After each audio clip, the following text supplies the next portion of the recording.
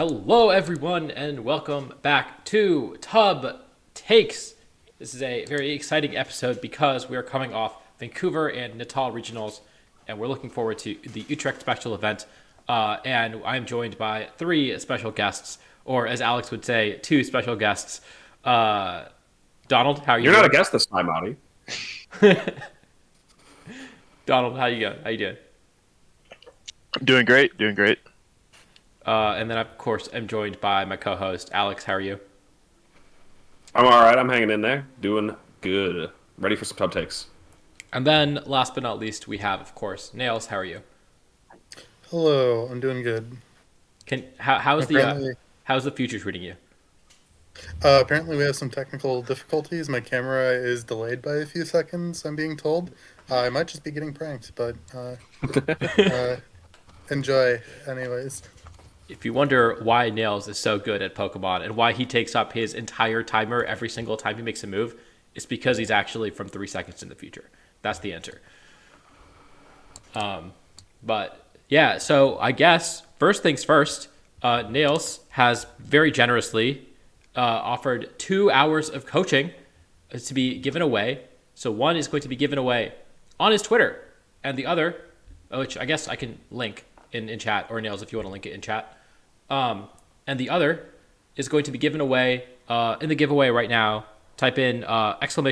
Nails win, and you'll be entered. And then we are going to be actually running it some point towards the end of the stream. And if you want to win, you have to stick around until we run it. I think that's probably a good rule to have. So stick around for the entire stream. If you're not in chat and you win, then we're gonna re-roll. So So yeah, gotta watch the entire hour and a half, 2 hour podcast if you want to win, or enter towards the end. Either one works. So with that being said, let's talk about Pokemon, I guess. And I'm doing this entirely impromptu because I have not read the script yet. So all right, let's talk about EUIC. Oh yeah, that was this week. Okay. So Man, Audie has not looked at the document at all. I really should just be like, I should just let him run the stream, but I'll run the show. Like, Now this is way more interesting. I like Audi fumbling stuff. Yeah. I like. I mean, that's to be fair. That is completely against Audie's mantra. You're right. This is better content. Audie normally reads everything from a script. So, all of Audie's content is scripted, by the way. So, like, if you're watching his new Draft League stuff, that's just scripted. It's literally not, even, not true. And honestly, okay, I'm going on a tangent, and we're gonna pull this up. I'm playing in this like not Draft League, but like league that is I don't know how to describe it. Malamar Games. It's like this. You have a different you would use a different team every week. So I played against Pokesports over here, and here's the thing: you could see from the timestamps that the match starts 10 minutes in, which means I talk for 10 minutes before the match starts. That's a lot. And I'm fully aware of that. And the only reason I could cut it down to 5 minutes if I wrote a script ahead of time. But Alex gives me so much shit every time I write a script that I can't do it anymore. So here's my rebuttal. And they're specifically referring to this intro thing. Didn't people eat up Wolf's like hour-long intro before he actually started talking about like a match or a team or something like that? Because that was his like whole thing kind of earlier in his content creation career. I'm pretty sure that they were like, oh, we love the long intros. Anyways, like I think people tune into content creators partially because they just want to hear them talk. So maybe anyway, Listening to content creator talk is pretty decent, but. All right. Well, we can continue. If you don't want to watch the intro, you can skip through it. It's pretty okay, maybe it wasn't for everybody, Goblin. I'm sorry, but it's just I thought a lot of people liked that stuff. I'm with Goblin. I mean, yeah, you're allowed to skip ahead, of course, but I think a lot of like it got to a point where like he was doing really long intros that he did an hour one on purpose just because people were like liking it or something. I don't know. Okay. I had a meeting at work with like a person who's like the head of a different team, and they basically said, and I'd never met them before, but they basically said like, yeah, like the way we do meetings, I'm just like kind of chaotic and going to do and just like chat for 15 minutes about random stuff. And it was just like asking us random questions about Texas. So me and my teammate were just like, super nervous because we have this big presentation in front of this, team leader that we've never met before, and she just like asking us about the bugs in Texas for 15 minutes before we start, and we were like, yeah, that is some real chaotic energy. So Mm-hmm. Love that. she was upfront about it, Um, Yeah. You would Gave have you got an a email? warning. anyways, Okay, so the first topic today, though, I'm gonna take a little bit of the wheel. We're gonna be sharing this wheel. We're gonna drive this car together. I'm gonna Is have the gas pedal in and the brakes. Yeah, that's true. I guess Adi's on the gas. I'm on the wheel. Sounds good. Anyways, EUIC registration was one of the first things to happen last week that I think is noteworthy because, of course, like it's internets, but also because it was crazy as hell. It was 3 waves.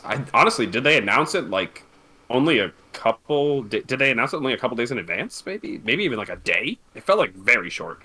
And it was 3 waves over the course of the same day. I also thought that like maybe they were supposed to split those up further, but regardless, it was 6 hours apart from the first wave to the second, and the second to the third was just 4 hours. And wave 1 had 331 entries for VGC. That's the important thing that we're looking at here, considering that this is a VGC podcast. But they said that later, like all of the yeah, it says right there, the first reply to the tweet. Both upcoming waves have similar sizes to the first. So we're looking at around, 900 something entrants. And yeah, I don't know. Like, I guess the next thing to mention is how fast this wave filled up. The first wave, I think, was the craziest one.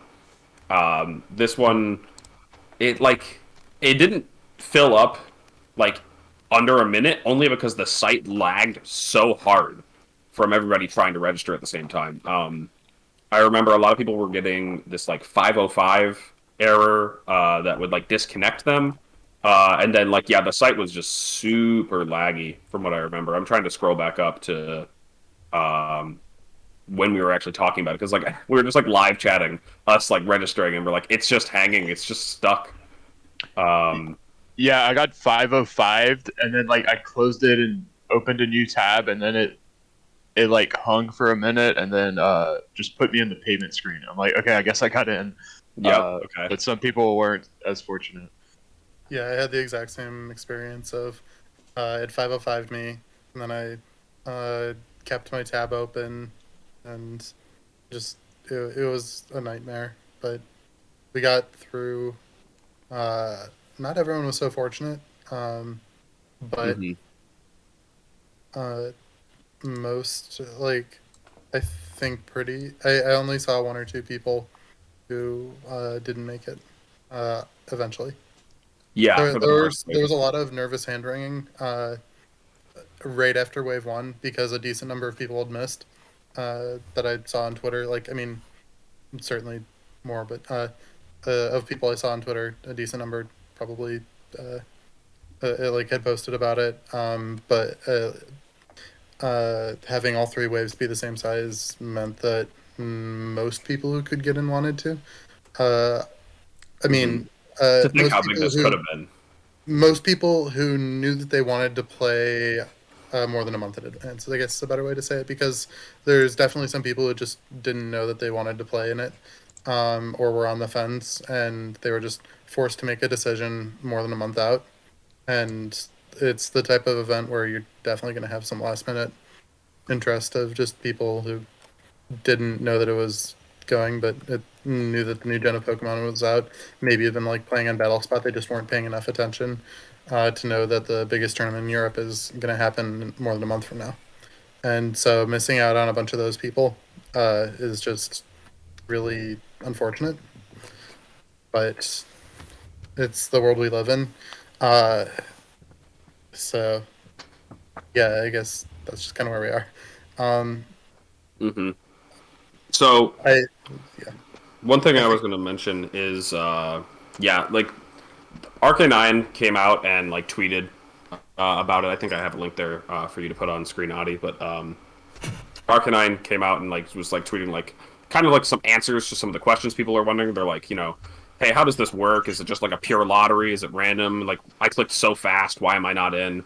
And they explained it a bit in this thread. We're not going to go through all of it here on the screen or on the stream, but if you're curious about some of the stuff that goes on behind the scenes, they explain it a bit, and they also openly ask, like in a couple of like replies to different people or in this thread here, just like saying like, hey, if there's ways that you guys want to see this being done in the future, let us know. Like a lot of people talk about like the three checkboxes being there. Like they said they could technically get rid of those, but then it just kind of makes it like even more of like a lottery system. Like it's like it's like just the speed of the clicking, refreshing, just spamming, and anyway. I just do think it was really cool that Arcanine is like being pretty open about it and just saying like, we know this is nuts. Like we're doing the best we can. They're not the tournament organizers. They're not the ones that decide how big the venues are or anything. They are just the ones running the registration website essentially. And so cool that they're looking for like feedback and explaining everything's being very open. I really appreciated that. Like it is pretty clear that the software they built was not meant to be stress tested in this way. You know, when they built it, we did not have a problem. When you were signing up for events in 2019, we did not have a problem with events filling up like this. And so they were. I think too many people at the tournaments was not the main issue in 2019. Right, and it was a super functional website that did all the things it needed to do, and made the sign-up process way easier than going to like an individual organizer's sign-up page and going through like what a website that looked like it was designed in 2004. So like no, I mean it was a huge innovation at the time, but like it's clear that Pokemon has like outsourced this to a company that maybe doesn't have like the resources available, at least it didn't initially, to deal with this capacity. And you would think that they would have either Arcanine or the Pokemon company would have looked at the madness that was 2022 and thought to like increase server capacity or maybe increase, I don't know, the capacity for EUIC for internets. But I don't know. It is just kind of a mess. That's the tough thing to me is it's always like the first gen or the first year of a new generation is always going to be the biggest. And so it's so important for that to be the year that they make the tournaments and the venues most available. Because like if they react to all this craze that we've seen this year, events like hitting record-breaking numbers and us like hitting these like caps so quickly next year, we might not even hit those caps if they set them a little bit higher, just because I mean we see it as happens every time with these new games. The following year, because the games aren't as new, because they start to add legendaries and people hate those things. And other reasons. I mean, just like loss of interest. The games start to get smaller until the next game comes out. We definitely saw that in 2019, late year. Late We in the saw year that there. in 20. I'm assuming that it was like that in 2015. It was definitely like that in 2018 and 19. Like, yeah, just. New gen hype. New gen hype New is so gen hype real, is and you need to so capitalize on that as much as possible. And unfortunately, even with the venue numbers, like they did like accommodate. I don't think that if they had 800 people sign up for like San Diego in 2019, that they would have been able to accommodate that. But that was of course Ultra Series. They weren't expecting that, but.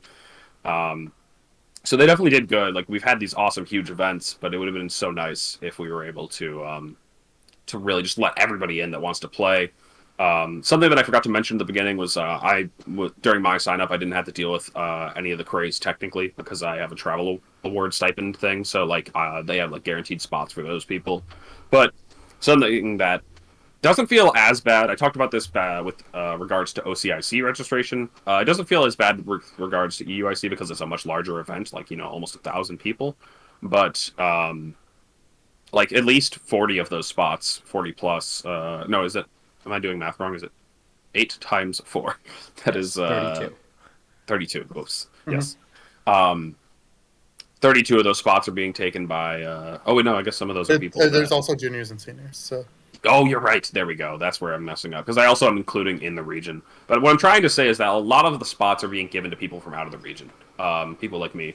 And I understand that they want to have the internationals feel like internationals, but it always just feels so silly when, like, there's a number of Europeans that will not get the chance to play in this event. And I just wish they made the events. I wish they just, I wish everybody could play. Man, it would just be so nice if everybody could play. And then, I mean, adding to that, the way that the CP structure is you just like you have to play in these internets to have a chance at a stipend or a day two race. That's a reasonable goal for a decent number of players. I know a lot of Europeans. I know Edu was tweeting about this. I know Kevin Salvetto was tweeting about this. How they felt like their day two chances were knocked out because they couldn't get in. I think Edu ended up getting in. Kevin did not. I mean, on top of that, screw that. Like Worlds invites, right? I mean, yeah, no, it sucks for people for Worlds invites too, but like it is. I don't give a shit about the day two people. Like I'm one of those people that's chasing that stuff, but we are such a small percentage, you know. Like there are people that want to like qualify for their first Worlds, and like the way to qualify for Worlds is to go to your region's internets because that is where the most points are. With true. like the rest of the You can with the rest of Europe's season, they've got like how many more regionals? Maybe like 3, 4.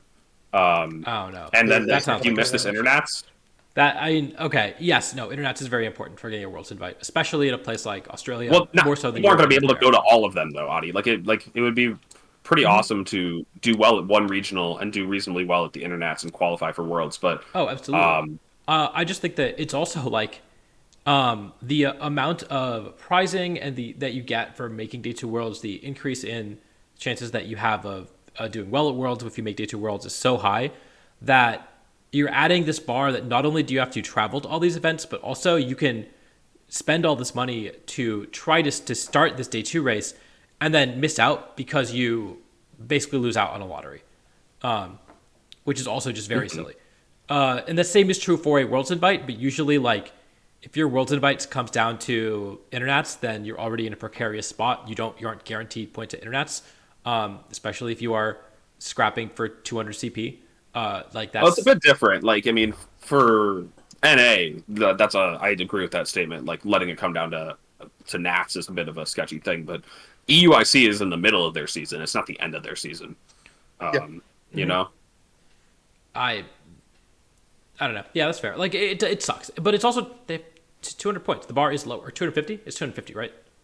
Or it's 200. Yeah. That's true. 250? Yeah. You are like after EUIC, if you're European, if you whiffed points and you're at like 60, 80 points, something like that, you're allowed to say, yeah, I'm probably not going to win a regional. I have 2 shots left and I'd need to cut both of them or like make day 2 and make a run. Like, yeah, I'm not going to bother. Like, that's super fair. But you also I'm gonna go live my life and come back next year. I don't know. Like you had the London Open, you had I don't know like 6 regionals. If you go to 5 events, you should be able to get 250 points. And if you don't, then maybe you didn't. I mean, Like, that's but to be kind fair, of a it does privileged thing. become Like, the disparity sucks. The fact that you can go and get top 128 at internets and have a significantly better chance of making Worlds is pretty silly. Or top 256. We're gonna hit top 256 CP.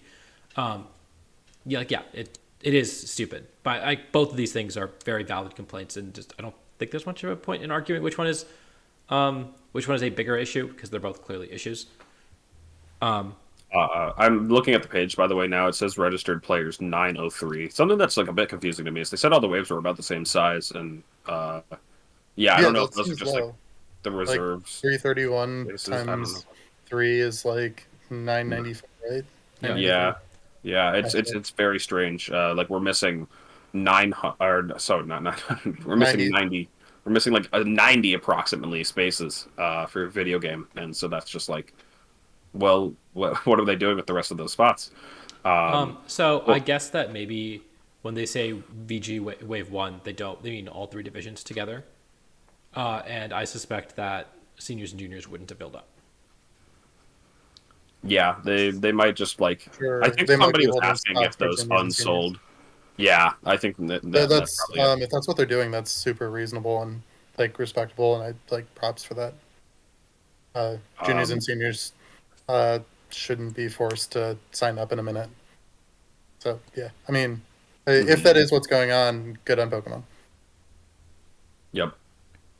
It's it is crazy though. I think all 3 of the waves though. We really talked about the first one, but the second wave and the third wave they filled up pretty much instantly. And so like a collective like 5 minutes of registration being open over the course of like a day. And then you just like that's just it. You had to know a month in advance whether or not you were going. I saw that Gavin and some other people tweeting about it, just saying like it would be a lot nicer if we could know further in advance. This is again not on Arcanine, but on the tournament organizers. But like, I mean, if you have to book travel to an international tournament, I know that traveling in Europe's maybe a bit cheaper, but like traveling like locally. But regardless, like just like it would be so nice to know before like having to make a big commitment well in advance whether or not you're like going to be able to play in the tournament. Uh, you know, I don't want to spend like there's probably like at least somebody who has spent like thousands of dollars on a flight to get there and didn't even make it into the registration, and it's just a little bit silly. I mean, and then you can't exactly wait until the counter argument is just wait until you're registered and locked in and then go to the No, tournament. that's But not how flight prices work. that's not how flight prices work. Yeah, if you wait for your flight, the price goes up after a certain point. Like there's a sweet spot. It's usually about like 5 to 6 weeks out where the flight price is as low as it's gonna get, and you just kind of gotta jump on that, or you're gonna be paying for waiting. Like, and you can pay for your waiting. It's just not worth it if you're planning on going and you're sure that you want to go. But sometimes you get burned and that feels bad. So. Yeah, I had my flight booked, and before registration, I booked my flight before I even knew when registration was, so I would have been really tilted if I couldn't get in. Exactly. Yeah, right? me too. Like, I would have probably spent a sad weekend in London with my friends, and I would have been sad about it, and I would have been rooting for them and doing all I can to help. But like, yeah, it's like. So we have a question in chat that is thoughts on if this will trickle down to rushes for registrations for the remainder of the season. We've been seeing rushes for registrations like so far, and this is I don't just a see it going continuation away. of that. Yeah. Like Have you? for regionals where venue space isn't an issue, they've been keeping registration open. Like you can still get into Fort Wayne for sure. Mhm. I I think you think can still get into Charlotte's still Charlotte, open yeah. for registration. Yeah, And Charlotte's like that's at like 2 weeks 800 or out. 800 something. Yeah. Fort Wayne's at 562 just because they have it open. It depends on the venue, right? Because Knoxville was like huge and it never sold out. But yeah, I guess this London venue, I've never been there, but I guess it's just smaller. It's not I small, mean, it's but big. it's expensive. It's And so yeah, they might it's have not booked the entire event. They probably booked like 2 of the halls. I think that's what they did for Worlds, is book 2 halls. Although that being said, they booked 2 halls, and then one of the halls was basically not used for any sort of game. It was just like a line. So I don't exactly know how that works. That was weird. I remember what you're talking about. Yeah. There was just nothing in there. It was just an empty space where we kind of like all formed up. Yeah. Anyway, And Vancouver like sold out at like 300-ish people. So and I was there, and yeah, it was just like it was pretty cramped actually. Just they just booked like a very small hall, and that was it. So yeah, it just entirely depends on the venue. it does seem just like a general inconsistency, kind of crazy. Also wanted to respond to one other person in the chat, Wise Dog, who says, I thought it was crazy that a roughly 300-person Oceania has over double the pricing of San Diego and Orlando. And while that's just kind of the nature of internets, and that's probably not going to be changing. it's also an issue with pricing in general. Yes. Pricing still is at like 2017 levels, or I think they bumped it up slightly in 2019. But just straight up, there's been a lot of inflation since then, and that's not getting into the game growing. So like inflation is a factor, and it's whatever. Like we're paying more to enter the tournaments Yeah. than we were then. But also, aside from just the raw dollars being given out, the prize tables don't go up past 201 entrants, which is just silly when TCG regionals are consistently over 1,000. VG regionals are hitting about like 600, 700. Like there should be extra kickers at 400 and 800 to bump prizes up more. Yeah, back in 2017, I won Collinsville, and that was like over 200, but only by a bit, I think. And I got like whatever the top prize is. I think it's 3,000. And it's crazy to think that that's the same prize Wolf got at Orlando, right? Just Yeah. $3,000. Those events just don't feel comparable with just like the sheer number of people playing. And like also, I don't remember what the entry fee was to get into Collinsville, but it was like It's like probably $40 or $50. exactly, yeah. And It was lower, at it, least. it could have been lower. I don't remember, but it was certainly lower than it is now. Yep. I And yeah, go ahead. my understanding of the way the system works is that TPCI does the pricing. The organizers bid for the right to host an event. And so what I think that any sort of like increase in pricing will probably happen next year, just because I guess the way I'm seeing it is that next year they'll all bid for events. They'll realize that they have to bid more money because the events are more lucrative because more people are signing up. And then as a result, Play Pokemon will have more money and be able to invest that hopefully in the circuit. Pokemon does have issues with needing more money for things. I don't know. I mean, every company budgets their things differently, and Play Pokemon is allocated some amount of money, right? Like that's just how it works. Yes, Scarlet and Violet are the best selling games in the franchise's history, or short of Red and Blue. I don't know which one. They sold like hotcakes. Yeah. And so it is. It's weird to see basically penny pinching and just like the player base being just aggressively milked, and the prizes are so small. I really think they should do something about that, like mid-season. It's a bad look, but it is what it is, and so won't get too far into that. We've like ranted about registrations and prize money in the past. What I'm curious about, because this was a topic of discussion on Twitter, was how would you like to see registrations handled? There will be events where they did not book a big enough venue or whatever, and there are not enough slots for everyone. How should we deal with that? I had my proposal on Twitter, but I'll let other people figure out their answers first. A proposal that I saw was have a 10-minute window at a registration time that's announced like well in advance. Everybody can get in, and then they lottery it, and if you got in, then you get shipped to a payment screen.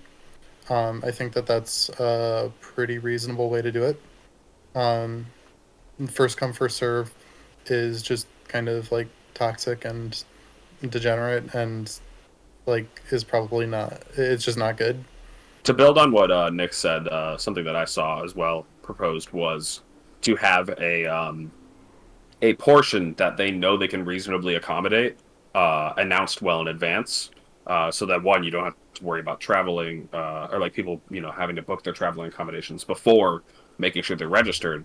But like the people that know that they're going to EUIC well in advance can plan for that, and they like maybe it's like 200 or something slots, and then once they get to like the actual a month in advance of the event, when they know exactly how many slots they're going to do, like where we are now, maybe that's when they release the rest of the slots. But that's like one system that I saw was cool. One system that like I also saw a lot of people talking about that I want to denounce is like people talking about like only players that like have earned championship points should get like first dibs and stuff like that. And I just like I want to like get rid of like the like there should no be like top player privilege. There should not be like it is a bad look when like the the reigning world champ barely makes it into registration. I get that. Like maybe if they didn't even make it into registration, but and like so there are going to be certain cases that are weird, but I don't want people to think like, oh yeah, if this is your first tournament, you shouldn't get to play. This is like the kind of experience that gets people to play the game long term. It's what got me in. Of course, I got back in 2014 when it was free to just show up and play, and also like hang out at the event. No spectator passes either. But I don't want people to think like this is like some high tier event that only like the elites are allowed to play. It's supposed to be something that's accessible to everybody. The prices Also, kind of say otherwise, but the past two North American regionals were won by people who was their first event. But people who are just entering the game are good at the game. Not everyone. There are some people who are scrubs who are entering, and yes, like it is like ideally, we would see a higher level of competition. But if the fact that you want a higher level of competition does not mean that you should exclude these new players when a lot of the new players are very good at Pokemon. Maybe they've been playing on Battlespot a lot. Maybe they've been playing Smogon. Yeah. Like, there's a lot of ways that you can get good at Pokemon without going to a bunch of events first. Yeah, there's no one who's more entitled to a slot than anyone else. Yeah. Like, you're exactly as deserving as everyone else in the room to be there. And that's why I had a solution that I think solves our problem, which is, let me scroll down and find it here. Yeah, I remember Adi's tweeting some dumb shit, so guys, buckle up. Some people hated this, some people loved it. I said my solution, especially for ICs, is that we should have an online IC, just like they have for Japan Nationals, where essentially you have to play in this competition, and then they say, okay, the cap is going to be 900 masters, right? They're going to, give a time for the top people in the top 500 in this online tournament to enter. And realistically, maybe 200 of those people are going to sign up. And then you go to the next 500 and you say, okay, you can sign up on this day. And of course, if you made the top 500 and not the 501 2000, you can still sign up later. And then they get an opportunity to sign up. And then it keeps going down until the event actually caps. And that way, it solves two problems. The first is that it sucks that you have to be at your computer at this exact, very specific time to actually sign up for this tournament, especially since you have to sign up, you have to be ready to sign up on 3 separate times, 4 hours apart. If you are working and your job doesn't allow you to be at a computer, like I work in tech, I sit at my computer all day anyways, it's not a problem for me. But if you can't do that, like one of our friends works in the hospital and can't sit in front of his computer and at random intervals during the day, then he just didn't get into EUIC because he didn't have that opportunity. And it's just very, very silly. And so by saying, hey, you have a 24-hour period to sign up, that solves that problem. This also solves the problem of you want the best players to be able to compete while also ensuring that new players still have a chance to enter. And then the downside that people were mentioning is that you're making it so that you have to play in a best of 1 tournament to enter this best of 3 tournament. But I think that by and large, 1, Japan Nationals has still rewarded the best players. And 2, this is going to be significantly easier to enter the Japan Nationals because Japan Nationals gives entry to the top, 64 players from Japan, which is usually you top 100 in the world. And this you have to basically be top 3,000 in the world to probably get in. So that's my solution. Okay, so I want to say that I wanted to hate this, and then I thought about it some more and decided that it's basically just a qualifier for a major tournament, and that's not the most unreasonable thing, actually. If we're trying to think of an equitable way to distribute invites, having a qualifier is actually just pretty reasonable. So I actually, I think that it's pretty fair to force people to qualify for a tournament if there is a lot of difficulty in determining who deserves it the most. Yeah, I think I'm on board, actually. I don't like it. Someone's echoing me. But I wouldn't want to just put that system in, but I do think there is a different system with ICs and Worlds even where there are multiple invite-only tournaments throughout the year. But I think that's just kind of totally different because I wouldn't want to this multi-step invite process where you have to qualify for an IC and then you have to do that to qualify for Worlds. I kind of like Magic's system where there's multiple qualification only events where there's just 4 tournaments you have to qualify in the year, and they're all kind of held in equal importance. And there's no Worlds, which is the one big thing. We have a Worlds, but people the community as a whole treats it as just another invite only tournament.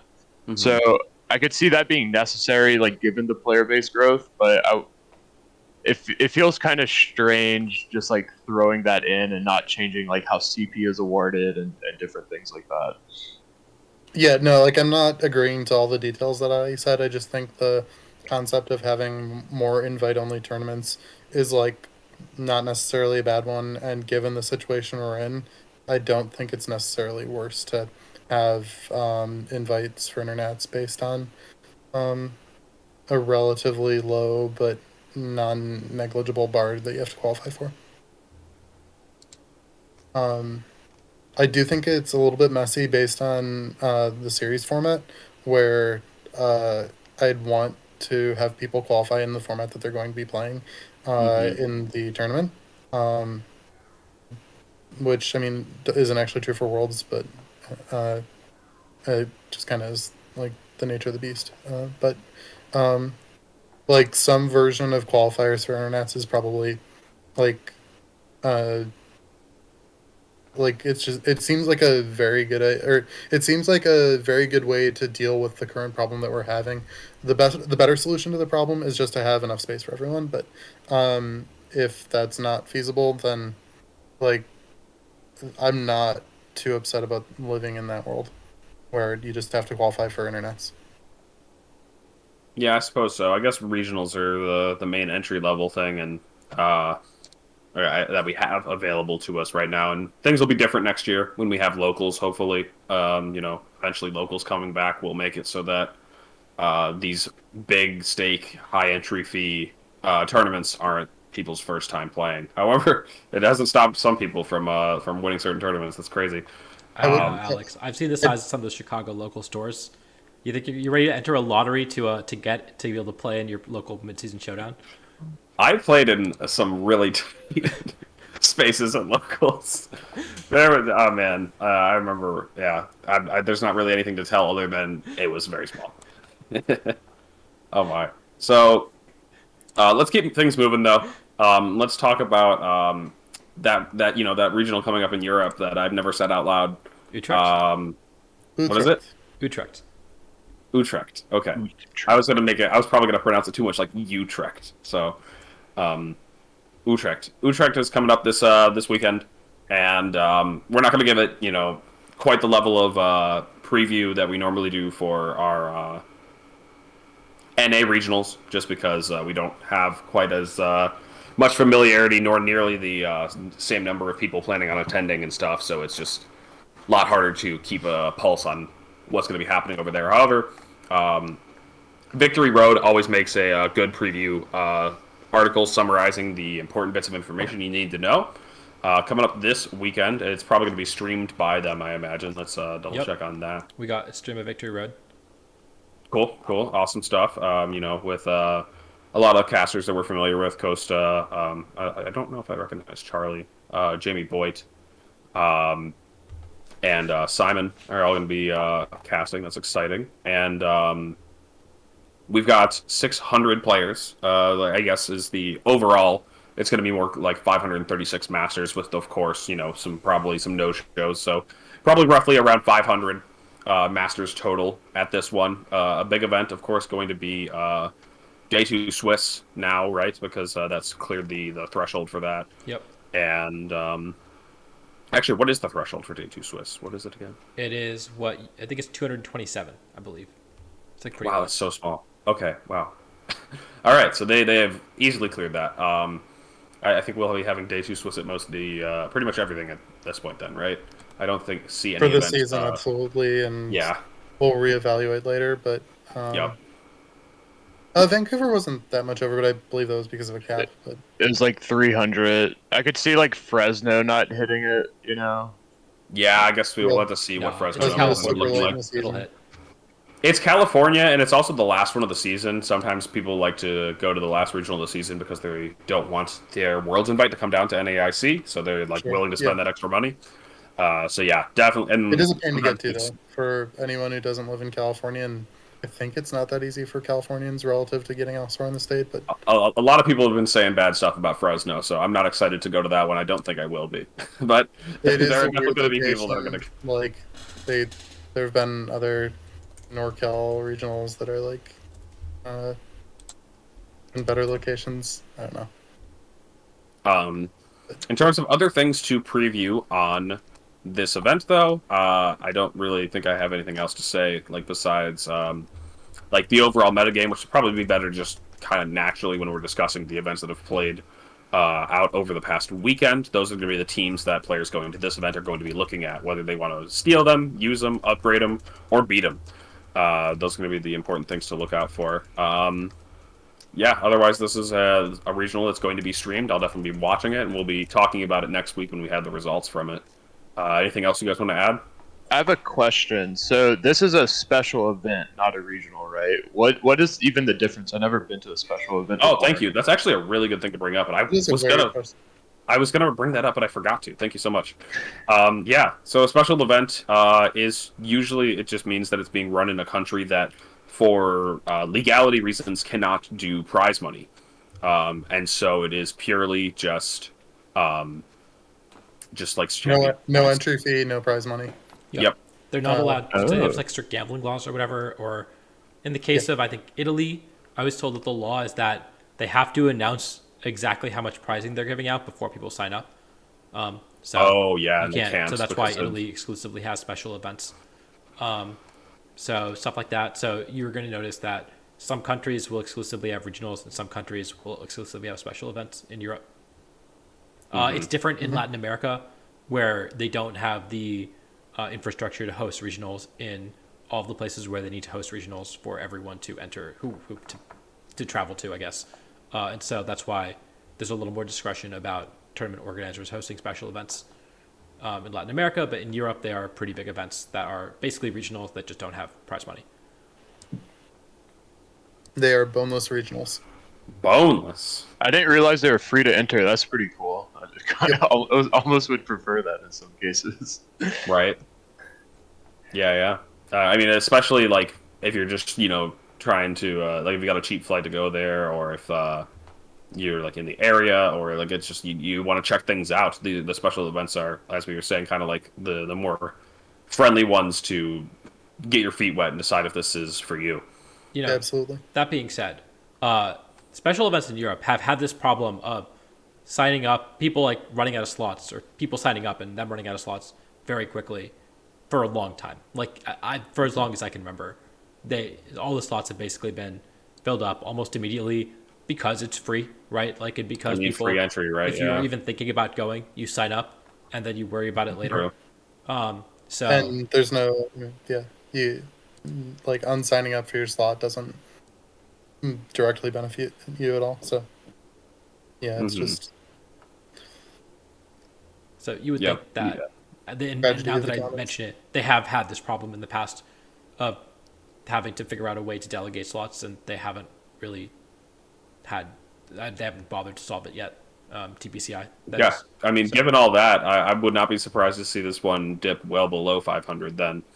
So for what it's worth, you had to submit a preliminary team list by March 8th, and if you didn't, and 43 players didn't, then they opened up registration again. Mm-hmm. It's a pretty good solution, actually. It is cool. I like that. Forcing people to like say, hey, I actually do want to go to this. Mm-hmm. It's pretty good. Okay. I forgot about that. They're just like always so many different things with every event. Every event feels like it always has some little story to it. I'm excited to see what we see this weekend though.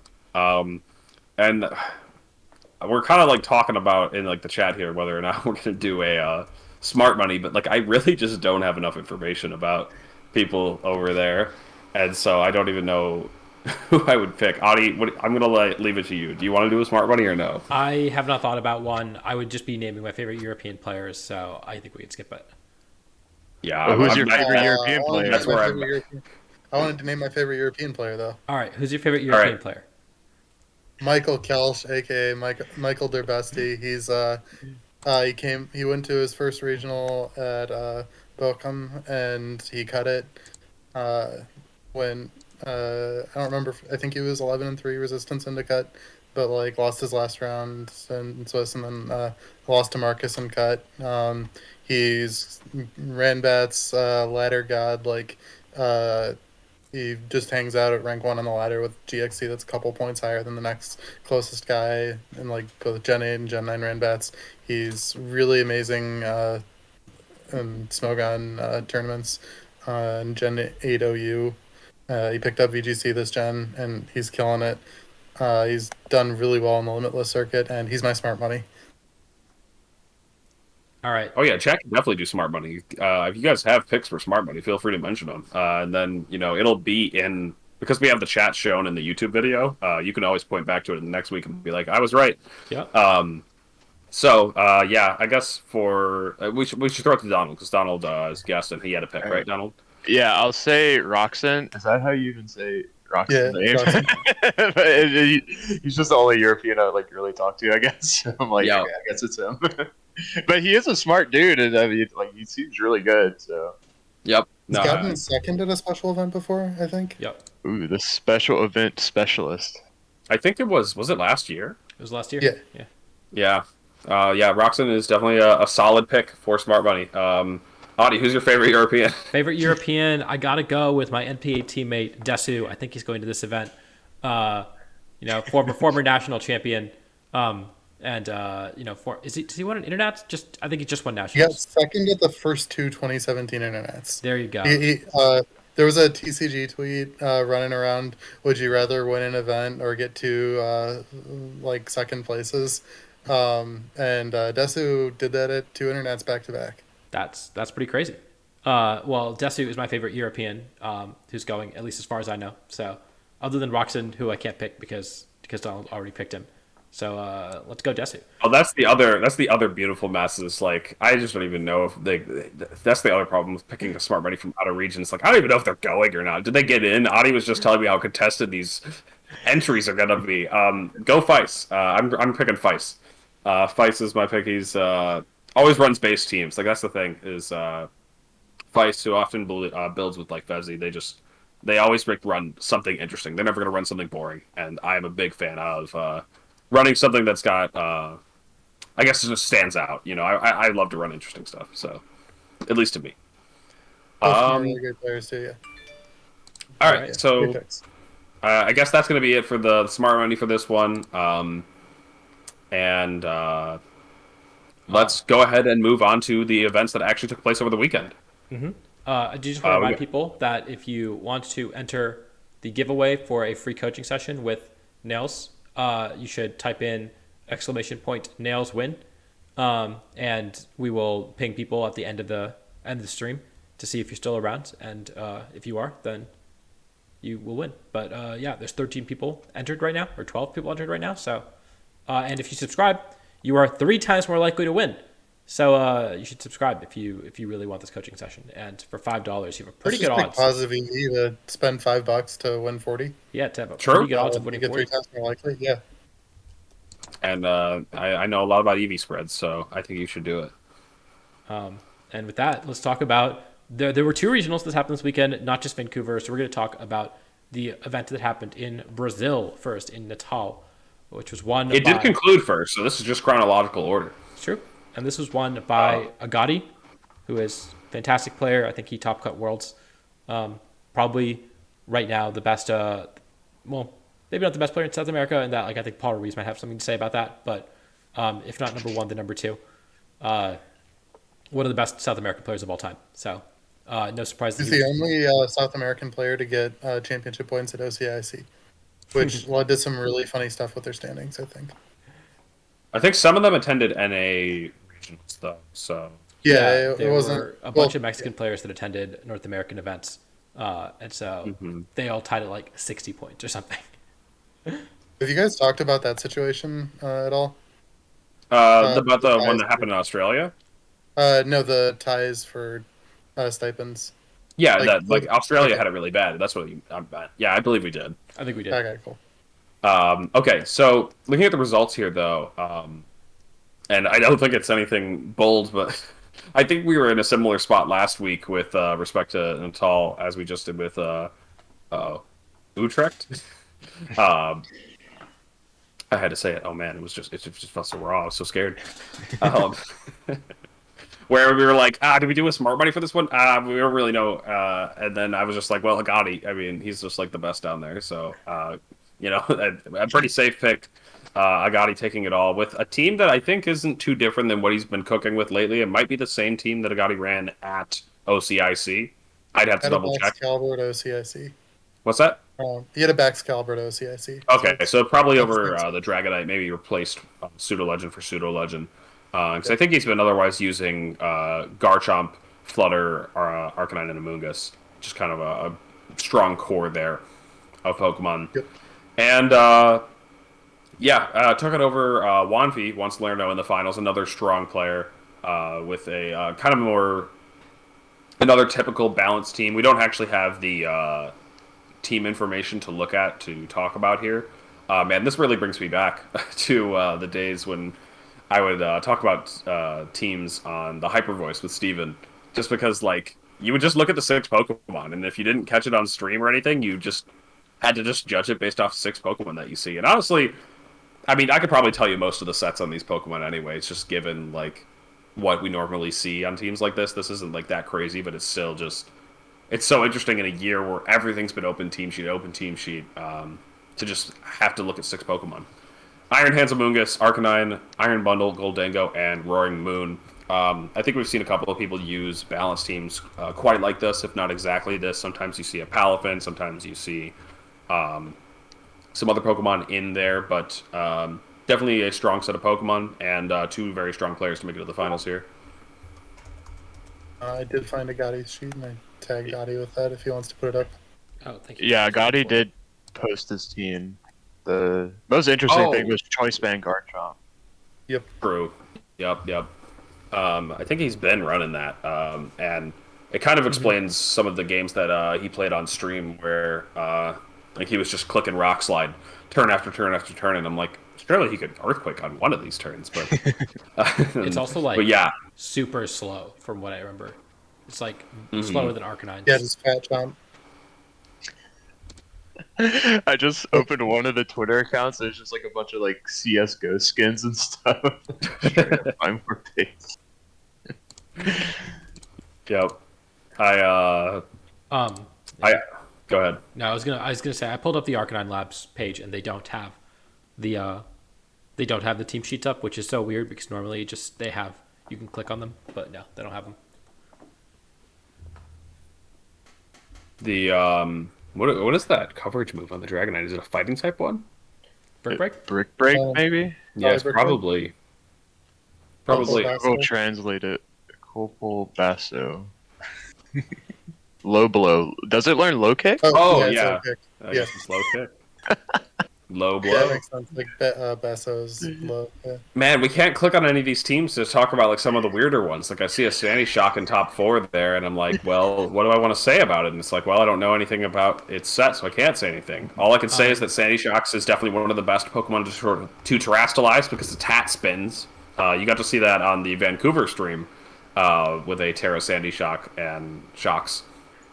And that is always one of the best things to see. I think that Sandy Shocks is pretty good. I think that it has it's one of the Pokemon that, especially if you have goggles or you have Terra Grass Booster Energy, it could really rip through balanced teams.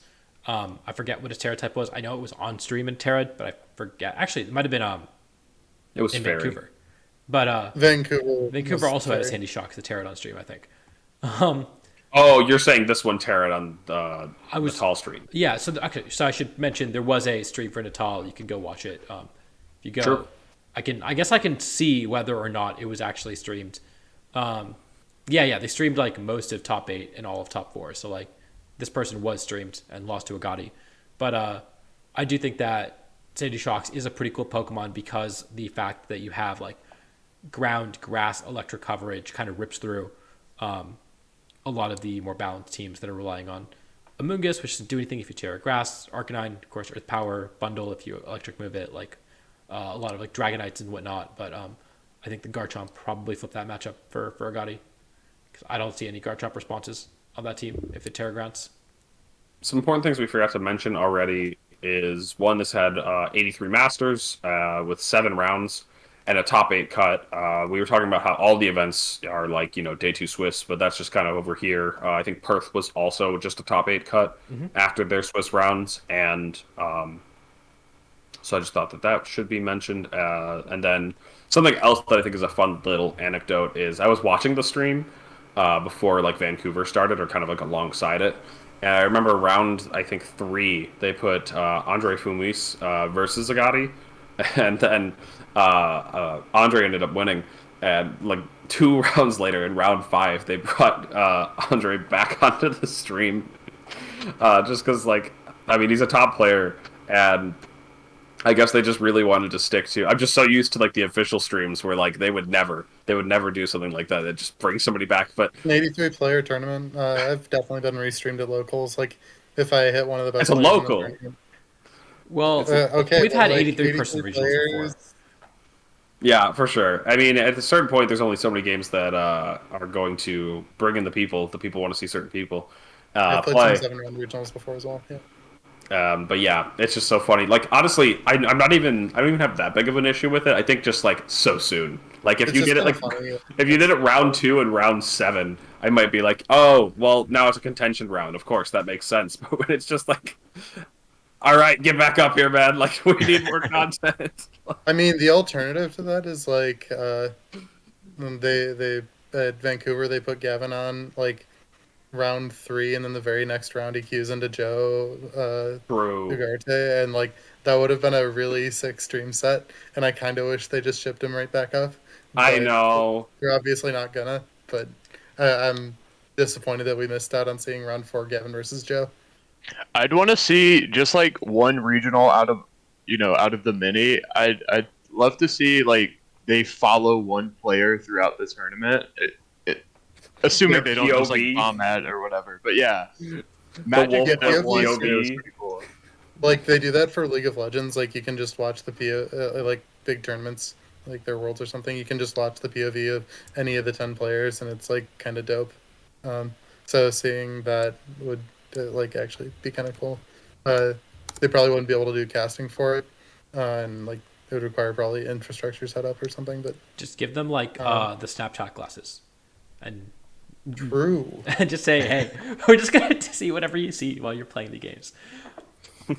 I mean, that would be kind of cool to do in between Where rounds this too, at? right? You just say, hey, I'm gonna play your match. I mean, it sucks for the players because then all their information gets streamed, and that does. It's not great, but it's less of a concern now with the team sheet. Honestly, I need the like the Snapticals to make a piece of content. I think it'd be kind of fun to record all of your matches like that and like post it as a documentary. later. God. I wish genuinely we had is. the ability to save replays. Yeah. And Also, to think how many Because good the matches have been lost to RSS time. Like, I mean, I was just thinking back. I was like, first off, I didn't even know if Wolf did get streamed in Knoxville. Turns out Wolf was streamed first round, day 2. But, like, they didn't stream Wolf versus Nails for the That was first for round of some other top 8. reasons. But What was that? that was for other reasons. Yeah, gotcha. They were respectfully like not forcing me to go on stream until semis. Gotcha. But yeah, Um, no, that makes sense It then. also was like not the greatest set, but we don't have to go into that. It was a while ago. Yeah. I just think that, like, the point I'm trying to make is that there's so many good sets lost to time. I really wish that we had the replay feature. yeah. Something I liked to do in past gens was just to record like you could watch the last battle, which was really handy for judge disputes, and that's just no longer a feature. And so if I had a really hype game 3, I would just whip my phone out after the round and replay it, and just record it on my phone. Just stand there for like 3 or 4 minutes. I've got like an unlisted video on my YouTube channel with like 6 views of Jamie Boyd gets hacked out of $1,500 at a Premier Challenge because it was right before the deadline. It was the last chance to get championship points for a travel award, and it was just brutal.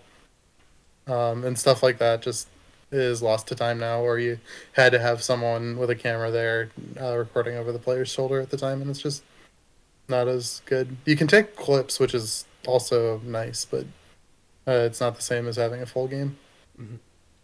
Granger W, thank you for the sub. Appreciate it. Make sure to type !! giveaway in the chat if you want to have a chance at an hour of free coaching with Nails. All right, 3 times as likely. That's a $40 value that you could potentially just be getting for $5, if you sub. So sounds like an infomercial when you say $40 value. that was the goal. Man, Yeah. I'm looking at Tiago's team in top 8. There's a Gastrodon and a Palafin there. That's tough. I've seen some people double dip on the waters. We even see somebody triple dipping on the waters with with Iron Bundle, Tatsugiri Dondozo. Tatsugiri Dondozo don't count though. Like you have 2 waters on your team, but like, um, you only ever have 1 water on the field at a He time. posted his paste. This was his first regional too. Oh, really? Nice. Yeah, yeah. Now I got the paste on screen. Okay, Thiago VGC. Really? I thought that name sounded familiar. Maybe they only played online or something. Players Cup maybe or something. Could be. But yeah, other than that, they do have the full standings here. If people wanted to go look at all of the teams that were used over there, I mean that's all you could really get from this one until they maybe go and release online if they ever will. The paste you can just kind of look at the 6 and yeah, because we don't have move sets and stuff. There's not a lot more to say about this event. It was a bit smaller, so I think I'm going to keep us moving and head on over to Vancouver. I also want to note that Natal had similar issues as a lot of other events, that it had an early cap, and I know that there were some players who wanted to sign up. Yeah, we talked about it last week. They ended up adding like 80 more spots, which is like crazy because it originally capped at like 30 or something. Oh yeah, the original cap was so low, and it was Again, pretty that was low just after. like there have been events in eastern Brazil, like northeastern Brazil before, that struggled to get to 8 players. And this is like 2019. I remember that happening where people were like, you could just fly to this event and you would get 100 free points. And so they might have been looking at those events and saying, yeah, the last time we hosted a special event here, or like in this part of Brazil, we got 10 signups, and now they could have easily got 200, I think, if they didn't have a heavily capped event. So, Yep. It's a shame, but yeah. Yeah. We've spent a lot of time talking about it, and we're probably going to spend more time talking about it in the future. So apologies. We're going to just be broken records with it because I mean, they It's a took big issue. they took the time to we took fall off to fix the circuit, and the circuit is fixed now. So everything's great. Anyways, let's talk about Vancouver. Vancouver also took place this weekend, had the official stream. 309 players with 9 rounds and a day 2. This was a top 32, notably because they had not like They didn't have enough didn't have 7 enough. to make 32 players, so Exactly, yes. they'll let some 6 and 3s in. So some 6 and 3s made it through to the next day, and of course, a long climb to go from there. If you start 6 and 3, I think 5 and 0 doesn't even guarantee you cut. It's like kind of there was crazy. one 11-3 that miscut, so there's a decent chance that if you were, I actually checked. Ian did not. Ian started 7-2 and miscut based on res, but like you can imagine someone who starts 6-3 would have even worse res than that. So yeah, no, you are very unlikely to cut. Day 2 Swiss is definitely a nice thing to have, but it can be very brutal. And I think one of the most important things is day 1. You are very favored if you can reach that 8-1 and 9-0. Like so favored because of resistance reasons. And then 2, because resistance is such a large factor, you want to win early. A lot of people like to say like, oh, I went 4-1, but I only got top 16. I went 7-2 and 4-1, 11-3, bubbled out, got top 16, and that's like, that is rough. But when did you lose? And it's like, oh, I lost the first round. Well, your resistance is just going to be so poor after that, and so it's important to win early. If you're going to go 4-1, you have to do it. Probably 4-0 to 4-1, or 3-0 to 3-1 and then 4-1. I don't know. Yeah, it depends on the size of the tournament. Like there were, there was only one 11-3 that missed, and there were 6 that made it in. So yeah, 6 out of 7 made it in. So it's tough for Ian. Ian was the one person who was hurting the most after that top 8 cut. However, I just wanted to point out that top 16, funnily enough, ended up being perfect. Yep. Top 16 was there was a 10-4, and then 17th was a 9-5. So no, nobody really that angry there. I mean, they might still be upset, but maybe not justifiably, as justifiably. And Yeah, yeah, let's go ahead and talk about who actually won the dang thing. Abdullah Mohayuddin, I think is that how you say it? I think so. Um, and yeah, Abdullah won with, funnily enough, a changed version of Nails' team. Yeah, he changed one spread by 1 point. He added an extra speed to Dragonite for speed creep. He changed the Terra type on Great Tusk, which was a phenomenal change, and it's just the correct way to run the team. For anyone who's curious, it's just it solves the team's worst matchup and flips it from very unfavorable to probably pretty favorable. He went 3-0 in the matchup at Vancouver, and it's like Cheetar, Talon, Flutter, Tusk. Hey, don't give it all away. Don't give it all away. We got a giveaway. That's true. But if you want sign up to for my coach learn program. exactly how to play this team, not only can you win the Don't. giveaway, No, you can don't. also, There's nowhere you can find out about this. you can you can also watch this YouTube video that happens to have all of the explanations of how to play the team. So, But, honestly, yeah, the worst part is when you ask Adi, like, oh yeah, you did a team report with that guy. Like, can you hand me the taste for that? And he's like, yeah, go click the YouTube video. And I'm just like, you. I have you blocked on YouTube. Yeah, Give me the a reasonable take. A reasonable take. So there's not too much to say about this team because we spent time talking about it. There's a whole team report. If you There want to is hear a more team about it. report out there, but But honestly, let's talk about that. Let's talk about the fact that an established team with a released team report went on to take the thing. Of course, with 2 changes. But honestly, I like as much as you say that it does swing that matchup, Nick. It is still what I would call a minor change. They didn't change a Pokemon. yeah, no, They didn't. all And so, 24 moves stayed the same. yep. Yeah, straight up, I think people just disrespected the team. Um, just taking direct quotes from Abdullah, from Sempra, like he said that he was carried by the team, and that he was shocked that he wasn't playing mirrors all day. Um, and like, yeah, the team is just pretty broken. I tried to emphasize that during the team report. You should watch those, by the way. They've got good info. That yeah, the team. I also got pretty carried by the team. I was going through some tough mental stuff on Sunday at Knoxville, and I just kind of like coasted. I went 10-0 in Swiss on day 2, despite like stuff that was going down, and it was just I got very very carried by the team, and yeah, Sempra just kind of got to 11-0 and cut, and then coasted, and then won his 3 sets and cut. I did give him some pointers on matchups before heading into his games. Most notably for top 4, I gave him some good lines that he said he wouldn't have found, which is just certain form. Wanted to see him do well, and so like I'm happy that he won. He seems like a great person, and welcome to the community.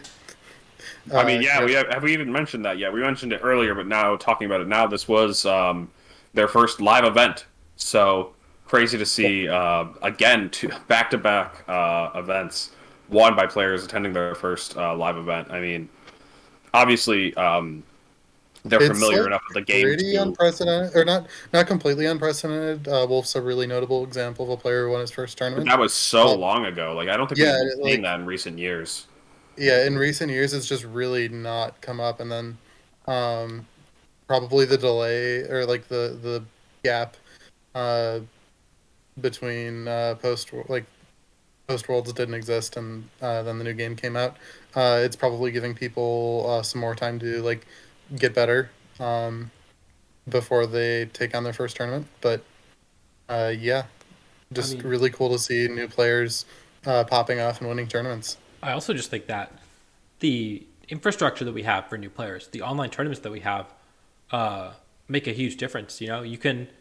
I think back to before how I was trying to get practice when 2017, 2018, when I was kind of starting out and getting a foothold in the community. And I was playing in like Mount Silver tours and stuff, which were, and like obviously like some team tours, but even then, like I got into NPA 1 year and played 2 games, and obviously that actually helped me a lot because I was practicing with the team and like interacting with these top players. But that's still, you have to be somewhat established.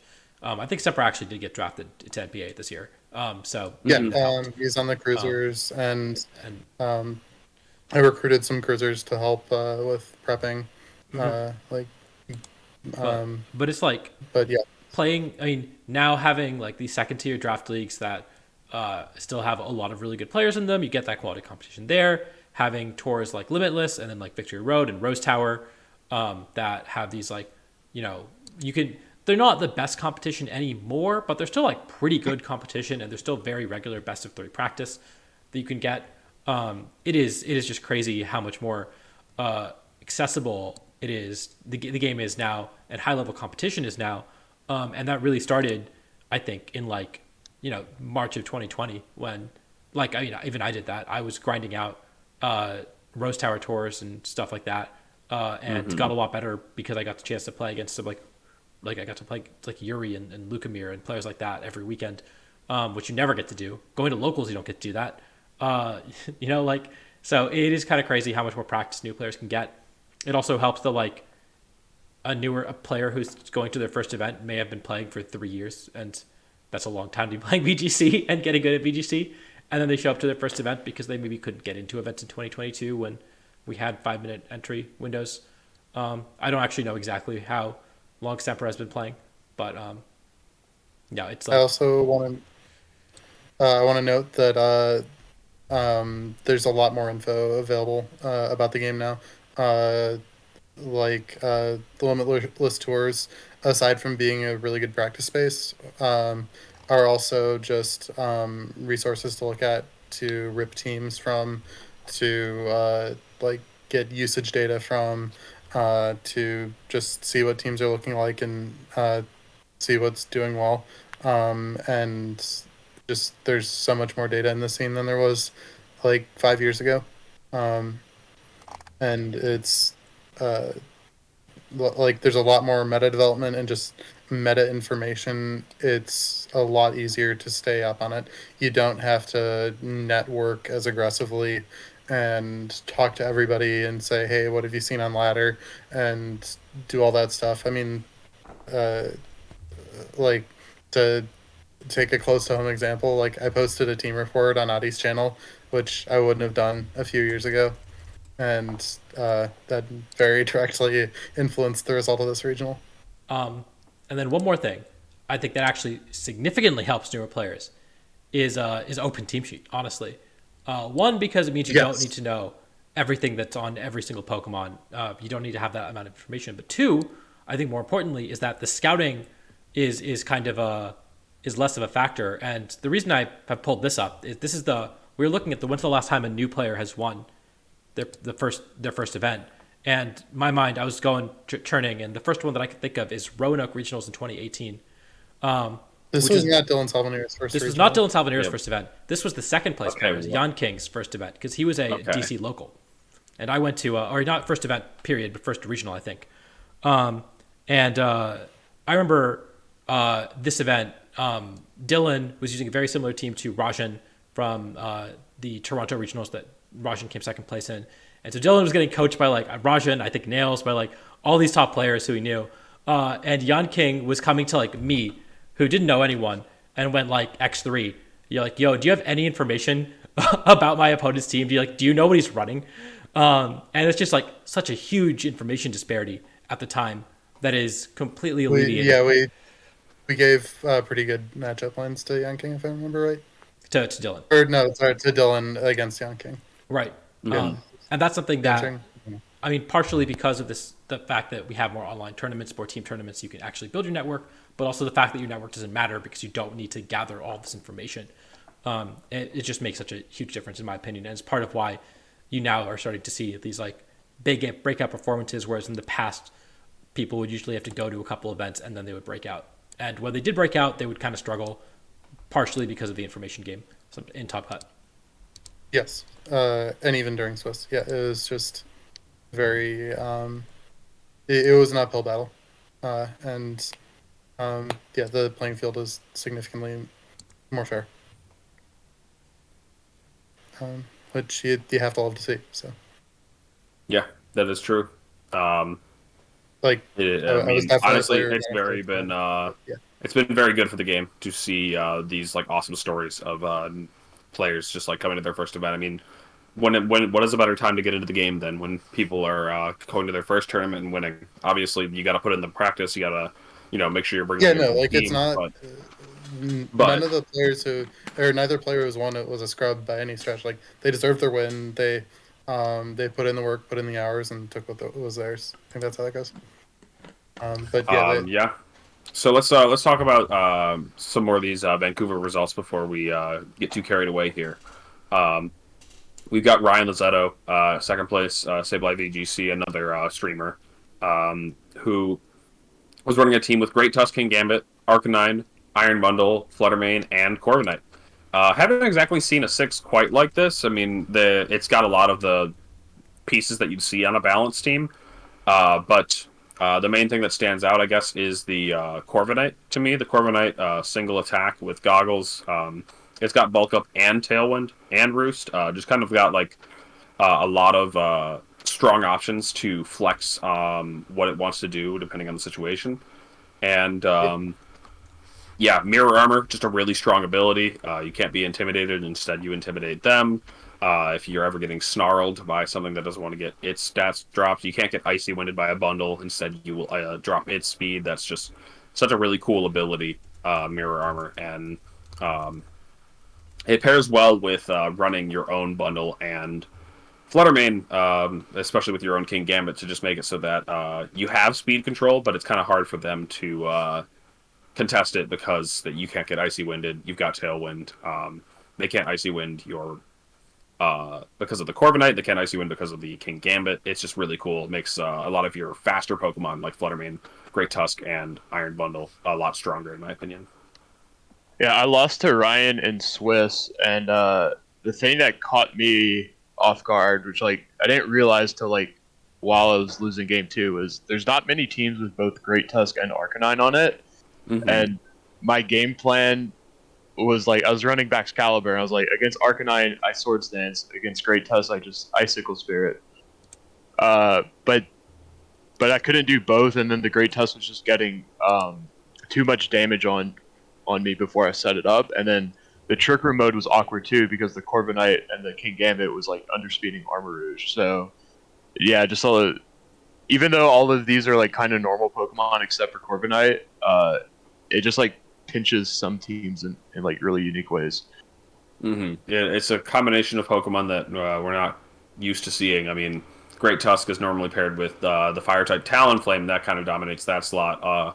Or Torkoal, as we've been seeing, I guess. But yeah, Arcanine and Great Tusk, not the most common duo. They don't exactly have this like natural synergy that like screams like at you, obviously, but like they can definitely cover each other's bases. I mean, Great Tusk does appreciate a fire type to help deal with like some of like the fairies and stuff, grass types, yeah, and grass types too, and bugs. Terra Bug does wall out Great Tusk notably, it sure block does. out. If only there was another type that could do that too. I can't think of any though. Maybe we'll talk about it later when we get to the Terra type tier list. let's Or to let's the keep. Pokemon right next. One other thing I want to hit on is the Specs Fluttermane on what's relatively balancy. Like, there's some murder that the team can pull off with like Icy Wind, Moonblast, but just it's emphasizing the rise of Specs Fluttermane. Yeah. Luca Paz was doing that at just- Knoxville as well, with Yeah. a very balanced team, but just specs Fluttermane. I mean, you just put some bulk on it and just say that it like you're gonna have to take 2 hits from this thing, but also it's specs boosted. It's not like a focus sash 2 hits kind of deal. It's like that's what balance I think does really well with specs Flutter. Is like I mean, I could deal with 2 Moonblasts from a sash Flutter, but with a 1.5 on that, and like otherwise the Dazzling Gleam just chipping everything down or cleaning everything up, it can be a really devastating Pokemon. I mean, Flutter's at the top for a reason. And Yeah. now Specs is standard. I think obviously at the start of the format, Sash was the I would standard. say, yeah. It's a plurality of this of the it's 8 out of the 18 Fluttermane in day 2 and top 32 were. Oh yeah, Specs. Top Cut Explorer. Did you open that up? I did. I pulled it up. Nice. Forgot about Um, that. I always forget about it, also- even though it's such like a Who sick dropped, tool. who dropped Shadow Ball on their Fluttermane? It's only 17 out of 18. Wait, so you can find out. I think. Actually, wait, is it easy to find out with Top Cut Explorer? You might have to do a little clicking. I'm going to do a little clicking. We're going to find it. We're gonna get to the source of this. it was a booster energy. It was Moonblast, Perish Song, Icy Wind, Protect on Zach Thornburg's team. Oh, okay. You know what? That makes sense given the archetype. Yeah. I know now that I know a bit more. Yes, sure. I think Zach has been running that. So anyway, Yeah, it's the side he's been running. we'll get to that in the 5th place team or the top 8 team. But let's talk about Dylan's team here. Dylan has been running stuff somewhat close to this, I swear. Maybe not actually. It's just like it's a little bit strange just looking at it because these are again kind of like talking about Ryan's team. A bunch of good Pokemon. Maybe not so much with the Tauros. You don't see Tauros and Sandy Shocks too much, but a bunch of Pokemon together that are common and strong, but in a bit of a weird combination. This is a Terra Fairy Roaring Moon, still with that booster energy, just not relying on the acrobatics. More of a support set with Tailwind and Breaking Swipe. Assault Vest Terra Fairy Sandy Shocks with the Terra Blast. That one also, I'm not quite sure what the main goal of it is, but Fairy is a solid coverage move. It can threaten things like Iron Hands if they. Well, I guess you can hit that with Earth Power. Yeah, I don't know what Terra Fairy is about. It hits Roaring Moon. It hits dragons like Dragonite and Baxcalibur harder than anything else it could do. And It's a types. very good So neutral all defensive the type. ruins. yeah, let's all it's together the- now. Ready? 1, 2, 3. I think what it does is it. Come on, you guys are supposed to. We're supposed to all talk at the I same already said time. it hits Tinglu. It's a really good neutral defensive type. I think you bring it into balanced teams, and it's kind of almost like a stall breaker in that. Yep, It resists Sucker Punch. it does resist Sucker Punch. We did see that We saw that happen. come up. Yep. That it did live just on a sliver of HP, and then Mirror Herb Tauros. Haven't seen that as much this format, but it's kind of still doing the same thing. Less so. I mean, it can Mirror Herb an opposing Dondozo. A lot of them are Terra Steel right now, and so that can be some consistent damage into it. If you Terra Grass, you can kind of stay on the field, and most notably into Dondozo, if you are copying Dondozo's stats, it's going to ignore all of them except that speed. Dondozos can be trained to outspeed a Tauros after a +2 speed boost, but if Tauros manages to catch that +2 speed boost, it can get off a Will-O-Wisp or an attack before the Dondozo gets to move, and that can be pretty crucial. And then also, the Mirror Herb is very good into Pokemon like King Gambit and Annihilate, because you give them a -1, subsequently a +1, they end up at +1 total, but you only take the positive aspect, so you get that +2. And yeah, seems like just an interesting alternative to Arcanine that has a bit more of a offensive angle. One cool thing that came up when we were planning for the matchup for top 4 is that Breaking Swipe and Icy Wind can be used on opposing Defiant Mon to give Tauros a boost. And that seemed really spooky. Yeah, that is awesome, actually. Wow. Hey, it's a mouse And- matchup, right? You Icy Wind and then A you little kill the bit. mouse, Yeah. and then you have a +2 Taurus if they don't kill the. Well, They I don't mean, they kill already the Taurus. probably Defianted, but That's true. You probably already you can give them a activated +3 Defiant. and Annihilate. That can't go bad. Mirror doesn't work twice. That's true. And let's talk about everybody's favorite here in 4th place. We've got Cybertron, Aaron Zhang. Sorry, I messed it up. Aaron Cyber Zhang on here. Aaron Cyber Zangtron, yeah. That's all right. Anyways, The Zinger. Aaron Zhang was here and notably got top 4 again in Vancouver. And this is Aaron's first event this season. Has been commentating everything and took the team that Rinya ended up hosting. I believe it was called or dubbed like Rinya's Monsters or Rinya Monsters or something like that. Pretty awesome team name. Anyway, and it's like a Talon Tusk team with a bit of a twist. The Baxcalibur Assault Vested Terra Ground. I think that's actually pretty cool, pretty different.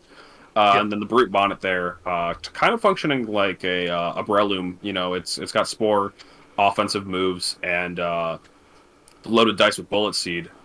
It can kind of take advantage of teams that are slower paced and, you know, putting things to sleep with Spore while also still fitting the pace of the offensive Pokemon built around it. And yeah, otherwise, I believe Aaron did make some changes to the team. I don't know everything about the original, so I can't, you know, exactly highlight those for people. But the original has wide lens Talonflame. Honestly, that's an upgrade already. Then, you know, miles better, miles Wildlands better. is not a good item on almost everything that wants to use it. Mousehold is probably the first exception in VGC history. No, there's also, you run it on Void Cats. Those are the only two times that you actually want to run Wildlands on your team. Yeah, that's true. If you look up wide lens in the dictionary, the definition is just cope. Like, it is just like just get over it. Like, I just moved. It might have been relevant for this tournament, though. You know, hard to say. I mean, honestly, though, Donald's bringing up a good point. And I do think that's famously. Hold on, Adi. Let me tell the famous part. I guess everybody knows it already, so I don't even know why I need to tell it. But yeah, Aaron did go out in top 4 again due to a Will-O-Wisp miss. You know, if anybody doesn't know the origin of that, I mean, of course, everyone should, and Aaron's probably talked about it on his channel at some point. But yeah, Aaron went out to several Will-O-Wisp misses in the 2013 Worlds semifinals, and to see it happen in the same place, I think 10 years later, because it was 2013. It was 2013. Yeah, same venue, same place. To the day minus a couple months.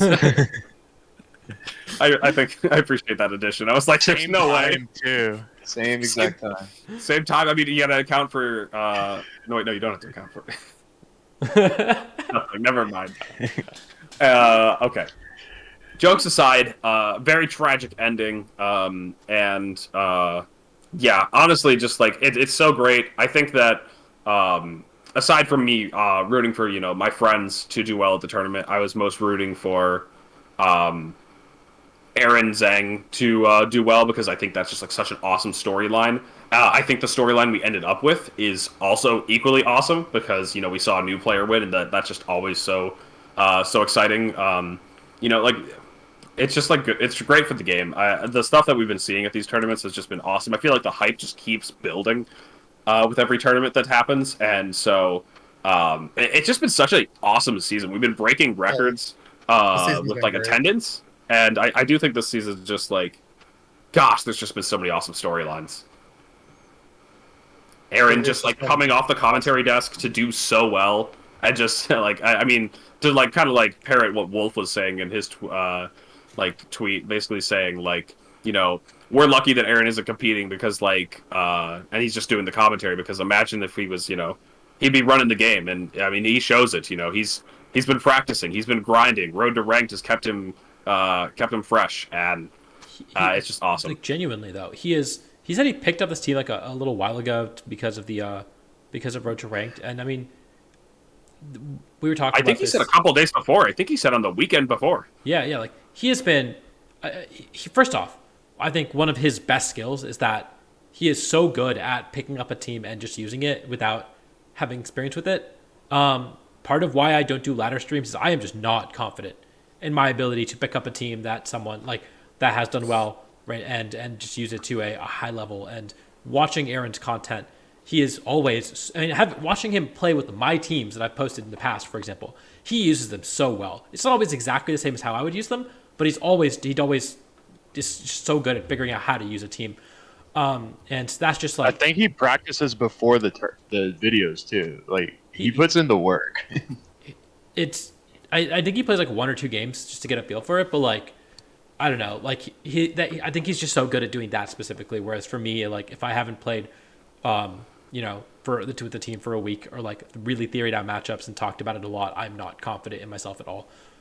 So I'm just really, really impressed by that. And I think that not only does Road to Ranked have helped him develop that skill set, and now he picked up what is probably the best team in the format and used it to such success, without a ton of practice. But also, I think makes him the best commentator we have because he's so in touch with the metagame and knows exactly what's good, and can recognize That is until these Ray gets teams. back on the desk, maybe. I would I would fight back and say that we had Scott Claus on the desk this week, and he stole my take for number one. Oh, Scott is so good. I mean, that was the other Yeah. thing that a lot of people were talking about. And Scott commentated Aaron's set back in 2013. He sure did. And to see it happen all again, just so crazy. Love Scott on the commentary. I mean, I love all the commentators we have in the scene right now. They keep adding more, and it's just been great. Yeah. So many. But I mean, of course, like it's just always hyped to see Scott come back, just because he's always just been so loved by the community for the work he puts in. I saw him tweeting about he comes prepared. He came with some jokes he was trying to get ready to drop on stream. Something about Canadian players dropping the Canadian dollar or something. I'm like, man, this guy, he does his homework. I love this. Yeah, Scott's just so good at what he does. Let's get through to the rest of these top 8 teams. Talk about the ones that stand out to us, and before we move on to some of the other stuff that we wanted to talk about. I think that Zach's team, we talked about it after OCSC. Don't think he had Sterilage at the time, right? He changed the No, he's made some upgrades. But made some upgrades and cut back-to-back tournaments, I believe, with Knoxville as well as this one. So props to Zach there. With some pretty interesting stuff. I think on one turn he even went for a side Shadow Sneak to proc Mortal Spin. Some pretty crazy shenanigans that this team can get up to. And it really just shows the power of Dondozo. There's a lot of different ways that you can build it, but this was at least a somewhat popular approach, as we saw another Glamora team in top 8 as well. Yeah, I mean, Glamora was on, the top 3 Palafin teams. It also got 10th place. So I think Glamora is just the way that people... Wait, Palafin or... Sorry, Dondozo. Gotcha. It's just now the go-to. You see that there's a different mon, couple different mons here and there with Zach and Neil and Marcus's teams, but I feel like we're starting to see that Glamora is really, really good at allowing Dondozo to win the mirror if they don't have rest, because you can set up spikes and they die faster, and then 2, win against the stallier teams and really put them on a clock, because if they take 4 turns, especially with protect sub, they might take 6 or 7 turns to beat your Dozo, and then they kind of just die to your Fluttermane or your Byron Bundle or your Sylveon and back, or your Great Tusk, all these powerful spread moves, and your Tatsugiri, which also has a powerful spread move. So it is very cool. It's a cool innovation to see, and I mean, obviously it's not that new in that Emilio was running it back in San Diego, but it's cool that it's standardized now. I mean, if you're able to slow the game down to a halt with the way that Dondozo plays, especially the protect subset, why wouldn't you try to take advantage of that with setting up the toxic spikes or perhaps a mortal spin? Both of them had mortal spin. Did the other one in top 16 also have mortal spin? Yeah. We're seeing mortal they spin. all had mortal spin. Freeze I also day 2'd with the same stuff. Yeah, exactly. It's just such a strong Pokemon. I think Glamora is just so interesting. I think they designed some really cool Pokemon this generation. I've said it a number of times, but Glamora is one of the leading examples. Gavin's team, also really hype. Gavin's team, I believe, built by Elisa. And it's got the bunny. Everyone's favorite, not Big Man, but Bigger Man, I guess. Bigger Man, yes. Azumarill here with a choice band. And then we've got... I think he said that Band Azu and Mystic Water Palafin hit about as hard. I think it's 80%. That's the number I got. Yeah, 80% is strong, except you don't have to switch it out turn 1. So many players are just turn 1 jet punching or wave crashing with baby Palafin. So you could just kind of, in Gavin's words, cut the middleman out and just do it off the rip. Honestly, my favorite thing about Azumarill is its ability to be run in the back. Because even if you are comfortable making those turn 1 plays with your Palafin, at the end of the day, you're probably still planning on switching it out and then getting it back. And What it means is that you can start turn one with a different game plan entirely, like just to pick a You simple can one. just Like lead you fake out Volcarona. I was gonna put pick your fake out down. Volcarona. Yeah, Yeah. exactly. You can lead fake out plus Volcarona, but then have that late game cleanup Aqua Jet that is only 80% as strong as Palafin's Jet Punch, but you didn't have to lead Palafin to get there. Or even that And the mid game Aqua Jet, like you can volt switch out to it turn 2 and turn 3, pick off a Great Tusk, and just yeah, after the Volt Swiss chip. like it just the game plans are so much more fluid. It's so much. It means that Palafin's such a tempo suck. A lot of times you just have to switch it out turn 1 and you're not getting any value out of it, or you have to click attack with Baby Finn and potentially just die because it's not very bulky when it's in a baby form. And so this just kind of reduces that, and yeah, like you said, opens up these really versatile game plans. So I think this is super cool. Fairy types also, physical fairy types are not represented right now. You got Fodder Main and Sylveon. It also has a different speed stat, which is generally probably worse, but it responds to Trick Room and abuses Trick Room better. So It's got got that ice going spitter, for it too. Like Yeah. which makes it Yeah, They I have remember a seeing it on tricker mode screen. on the team too, so It was Yeah, it was on stream, and it was really showing the strength in Trick Room against a Psy Spam team. Kevin that just was- set up Trick Room for himself and liquidation through size man. It was cool to see. Yeah, setting Trick Room against Psy Spam and saying, nah, this is my Trick Room. I think that's awesome. And then lastly in topic, we've got Demetrios with, honestly, a pretty typical team, a Talon Tusk team. I don't think I have too much to say about this one. I think the cool thing to say here is that it is an Amoonguss. We've seen Gothtel in that slot on the team that, Toller, Yotam, and Karis were running. But the Amoonguss here, another option for slower games, if the opponent's going to be trying to set Trick Room. And I guess this one had Leaf Storm. So instead of, Pollen Puff getting value out of your team being bulky, since the team wasn't very bulky itself, might as well stick with the damage and do damage with everybody else. So otherwise, a lot of standard choices here, so not much to say. Now, quick glance at top 32. Are there any teams that you guys want to mention? Yeah. Besides 31st, I want to talk about there's the nothing to say 31st about team. 31st. Okay.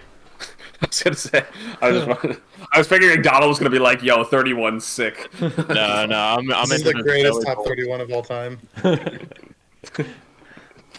were we gonna say, Donald? Though we got cut off.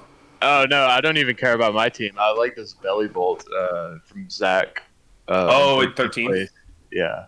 All right, yeah, no, this team is actually quite heat, and Zach has been known to do stuff that is just outside what everybody else is doing, and still make it quite deep. Kind of tragic because Zach played against Gavin in Swiss, I believe, and the game was not streamed, but that was actually a repeat of last year's Vancouver finals. So, also, like, Audie, I need you to zoom in extra hard on the Victory Road page at Serialedge and Iron Valiant, because, like, look at these things. They're just the same thing. They just probably they had like the design artist like take two takes on Iron Valiant or Serial Edge, whatever one, and then they were like, "Oh, this is sick. Let's actually just do both. Just make it two Pokemon." Like, look at them. What you're not mentioning is that Meowscarada is also in the exact same pose.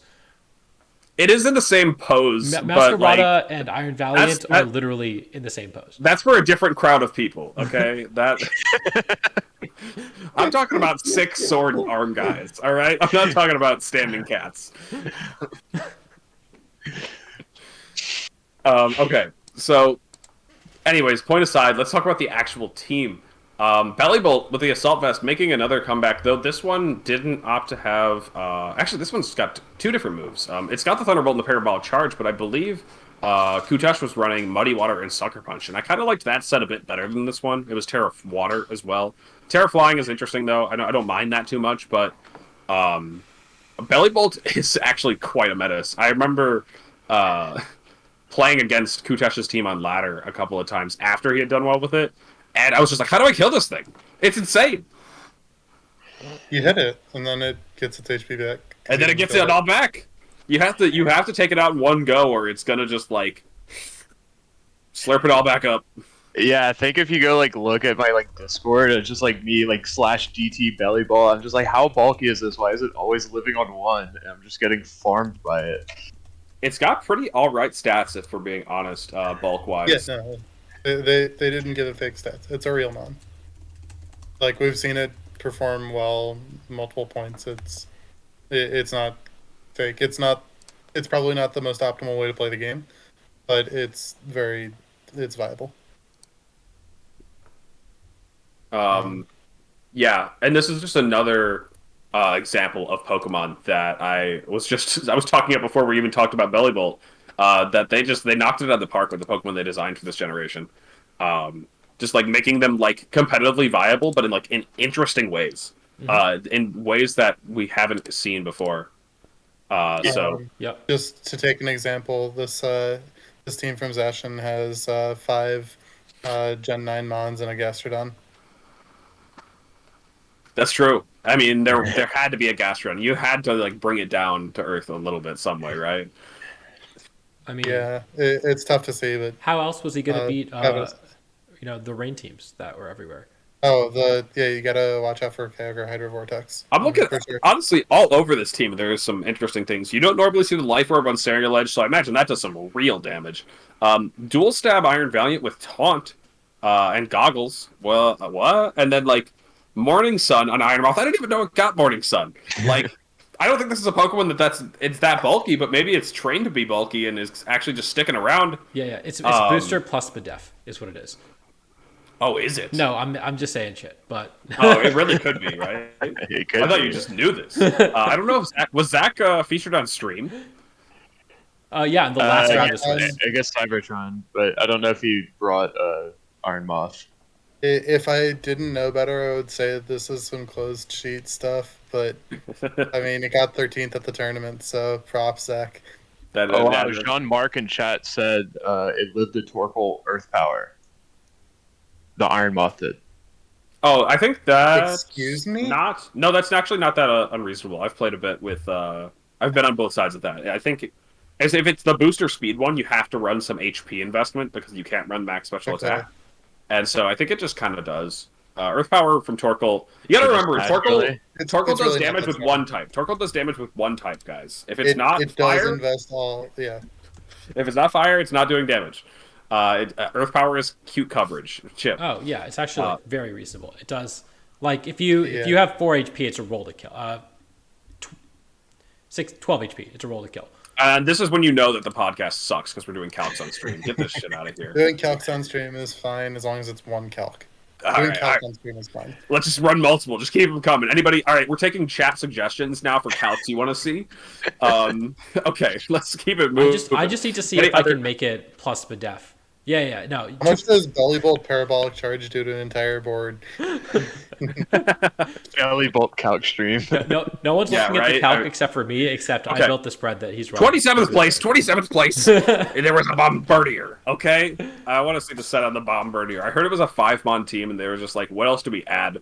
I remember Donald and I were in a similar spot once where we were like, we need something to answer, like, ground moves, but also size spam. But also maybe work in Trick Room. And if it can KO these, like, fire types or something, like, that would be convenient. It's like, oh, it's the bird. It's the stupid bird. And every time we bring up the bird, I have to mention, this one is Terra Rock. The Bombardier gets more damage out of Terra than most other Mons do because of the way its ability works. When you Terra into Stab, it goes from 1.5 X on your move to 2. Just 2 on your move. Whereas Bombardier is never a rock type in the beginning, so when it Terra rocks, it gets 1.5 on those rock moves. And the ability multiplies it by 1.5, which is a 2.25. So it's actually like, those rock moves are going to start hurting. Mm-hmm. And I think that it's also just got like funny coverage. This one's actually room service with acrobatics. This mod is kind of hype. What's its base speed? I genuinely don't know. I'm usually pretty good at I mean, honestly, just take a guess and you're probably right, Nick. 50. Wait, what? I feel like you're so off. I don't know what its base speed is. It's 82. I know, I feel like it's faster 82. than that. It's I was gonna guess 80. 82? Okay, yeah. Wow. So Well, like, apparently, I have better just like nonsense than Nick for. Wait, it has nonsense. 103 attack. Okay, wait. This Pokemon's kind of heat. So like 103 is not that something strong. that like Donald and I have encountered in our own building is sometimes we're like, I need Torkoal, but to cover some of these other Pokemon like Arcanine, I want a T-Tar. And you can't put the T-Tar next to it without like interrupting each other or running unnerved T-Tar. And so just run the bird. The bird will give you the rock coverage next to It's your. Iron Thorns. It's always been Iron The answer Thorns. is Stinjourner. Run Stinjourner. No, that one doesn't That's have. actually the answer. No, We It's need the bird- dark it's the type bird. precise spam. the only it needs to be good into Psy Spam. The only answer is Bombardier. Don't say Wide Guard from the Starn Journey. You're stupid. That's true. Bombardier is the It only. resists the armor cannon, so really you're walling the armor, right? We're Terra rocking. I'm sorry for Terra Oh, rocking. actually, okay. The room service is probably really cute. Like you can rock slide turn one, and if they said Trick Room on you, then you underspeed the armors. That's probably what that's going for, right? Yeah, no, it's all mapped out. Like, it's actually kind of lit. That's kind of based, yeah. So I think that's it for some of the more interesting teams here at Vancouver that I wanted to talk about. And yeah, I think that is going to bring us to our last thing. We asked for some questions on Twitter. We're going to move the tier list to next week because tier lists take a long time, and we actually found plenty enough to talk about. So Maybe a midweek stream. We'll see. I mean, honestly, I'd be down to do just like a separate Yep. stream for the tier list because it sounds like a fun time. It's something I've been wanting to do for a while, and to maybe give it the actual time it deserves instead of forcing it onto a tub takes could be a better idea. But we promise to deliver that at some point. Anyways, Alex promises. I promise to deliver that because I mean, like, it sounds fun. I mean, why wouldn't I? All right, let's talk about some of the questions. The one that got the most likes and the one that we probably need to talk about first because it's the thumbnail for the stream announcement. Aaron Trailer asks, which Ruin Pokemon would you want on your team for Kickball? And I don't recommend reading the replies because they pretty much did all the discourse there, and I was like, you guys are stealing all my content for tub takes, like, unbelievable. Mm-hmm. But there were some great takes in there. Let's hear it from you guys though. Anybody want to start? What Ruin Pokemon do you want to play Kickball with? For kickball. Huh. All right. Yeah. I'm taking the easy answer, and that is Wo Chen. Dude, kickball is not a competitive sport. It's something you What play. is this guy on? It's something you play with a beer in your hand. Okay, that's what the point of kickball is. And the Runemon that I want to have a beer with the most is Wo Chen. He seems chill. I'm picking the snail. So Alright. I was doing some rec kickball last year. I actually sprained my pinky like pretty badly from it. But so I agree with Adi with like it's casual, you know, you're just drinking or whatever. But it's always good to have one tryhard that you just put in the outfield and they'll like run across and just catch everything. So I want Chan Pao. Like Chan Pao could just be the tryhard, and then you know I just go vibe with everyone else and not worry about the people bombing it to the outfield. This is the exact competitive dynamic you have when you're talking about competitive Pokemon. You got one person who's like, yeah, Pokemon are tools. I'm gonna make them do the work, and then the other person is like, yo, they're Pokemon are my friends. Really, this is what it comes down to. All right, Nick, what's your take, Nick? So I saw some discourse about Chan Pao is not great at kicking, but is he allowed to use his tail in kickball? Yeah, dude. I don't know. Cares. He's got a really muscly tail. Like that tail is as thick as one of his legs. My original take was gonna be he can just like kick it with his back legs, like just horse kick it backwards and then take off, and he's really good at running base paths, obviously. But if he can tail it, then that just probably takes him to another level. I mean, it is called obviously- kickball at the end of the day. And what do you? Yeah, kick so with? I think it's probably kick it with the back legs. Like his front legs are absolute danger. He's not allowed to kick it with those, but I think he can get enough power. Tinglu's gonna boot it into the outfield. He's dummy thick. His legs are massive, but it's either home run or bust because he can kick it off the fence and he's still getting thrown out at first. He just does not seem like a very good kickball player. I gotta bring attention to Abe mentioning that Ting Lu has Tub Nation for a head. That's so funny.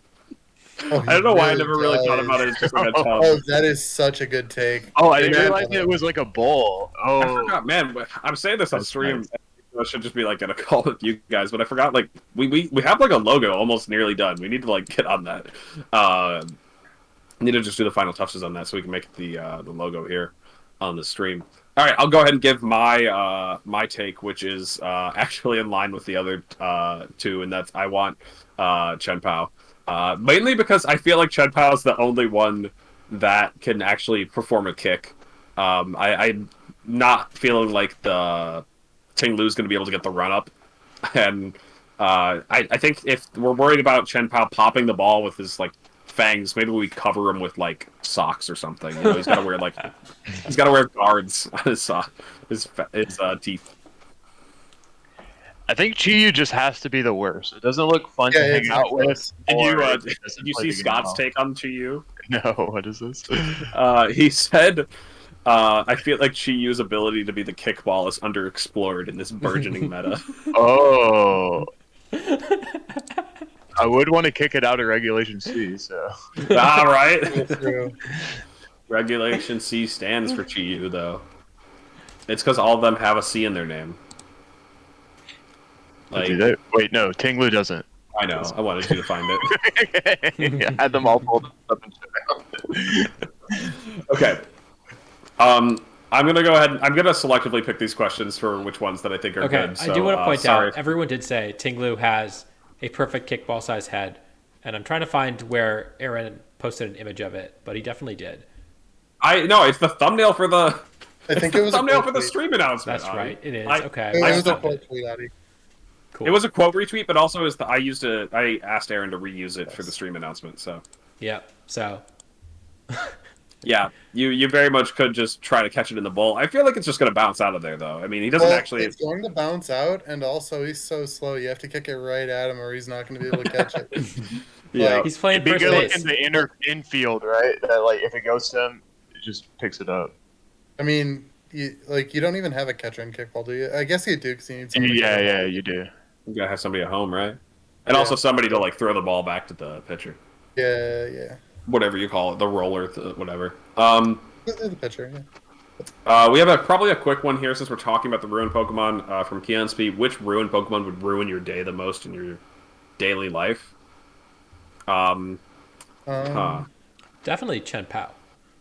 Yeah, it's like basically a cat, right? Like I feel like they're always just messing things up. I mean, I do have a cat, and like the crime rate in my apartment has gone up.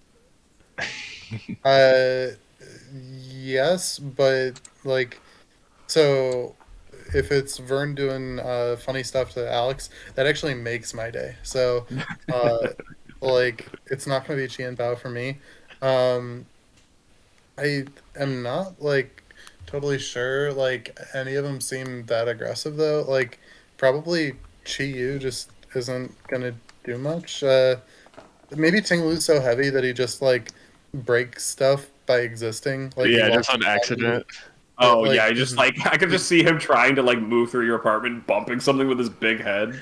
You try to take him up the elevator and he just falls down to the bottom. And he's fine. He's not hurt at all. But the elevator's ruined and he tries to walk up the stairs, but he falls. Like, you just can't get that guy anywhere safely. Okay. Okay, I'm going with Ting Lu. He's just too But- unwieldy. But have you considered that Wo Chen is the literal manifestation of the super intelligent snail? Oh no, not the Reddit thing. I pulled it up on I screen. don't know what we're talking about. Oh no. Wait, did you see? I'm looking up how much Ting Lu weighs. Ting Lu is in the heaviest category. Dang, Ting Lu is a big guy. I didn't realize Ice Rider is heavier. Even Glastrier. Glastrier is heavier. By Nail's win is not case sensitive, and there are 24 people in chat right now. I'm scrolling through the list right now.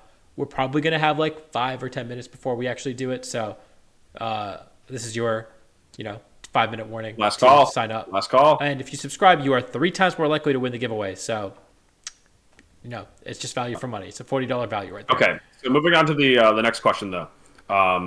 We got a question from Zach Lee, who asks, and this is bringing it back to like normal VGC talk, is weather going to be even more important now that Torque Lilligant just won a regional? I kind of want to throw it to Nick. Yeah, I mean, it just kind of has to be, right? People are finally realizing that my team is really good, and you kind of need weather to counterplay it or exactly Sarah Ledge, but meta's not going to hold up to like 40% Sarah Ledge usage. Like, so you just kind of need to counterplay it with your own weather, and or you can take the L to it, which a lot of people have been doing for the past couple tours. I would argue that it was more important last regional when it won, and you really should have been preparing for it then. But yes, Well, no, giveaway to but there were Utrecht. only two people in day two with it. So like if you're trying to like top 16 or top 8, like you can pretty easily like a lot of top 8 did get there without much of a matchup against it. I think that people are going to have seen, oh, a player won a regional with their first regional with this team, and they said they got carried. Wonder if that can be me. And Okay. I think it's something that people should be picking up for Charlotte. And yeah, like um, it's gonna be a bigger factor in the meta than it was this time, even if it did win. Donald, it is not Yeah. case sensitive. Oh, it's not. Someone It's lied not. to me. Okay. Okay. I can check that whether or not the giveaways went in. I but- thought someone said that. Oh, someone asked. I thought they said it was, but they were asking. Someone Okay. asked. Now the people who registered are in the giveaway. Right. We're good. Yeah, I mean, you would think that weather was also supposed to be important. I don't know. People probably should have paid attention when weather got second place at.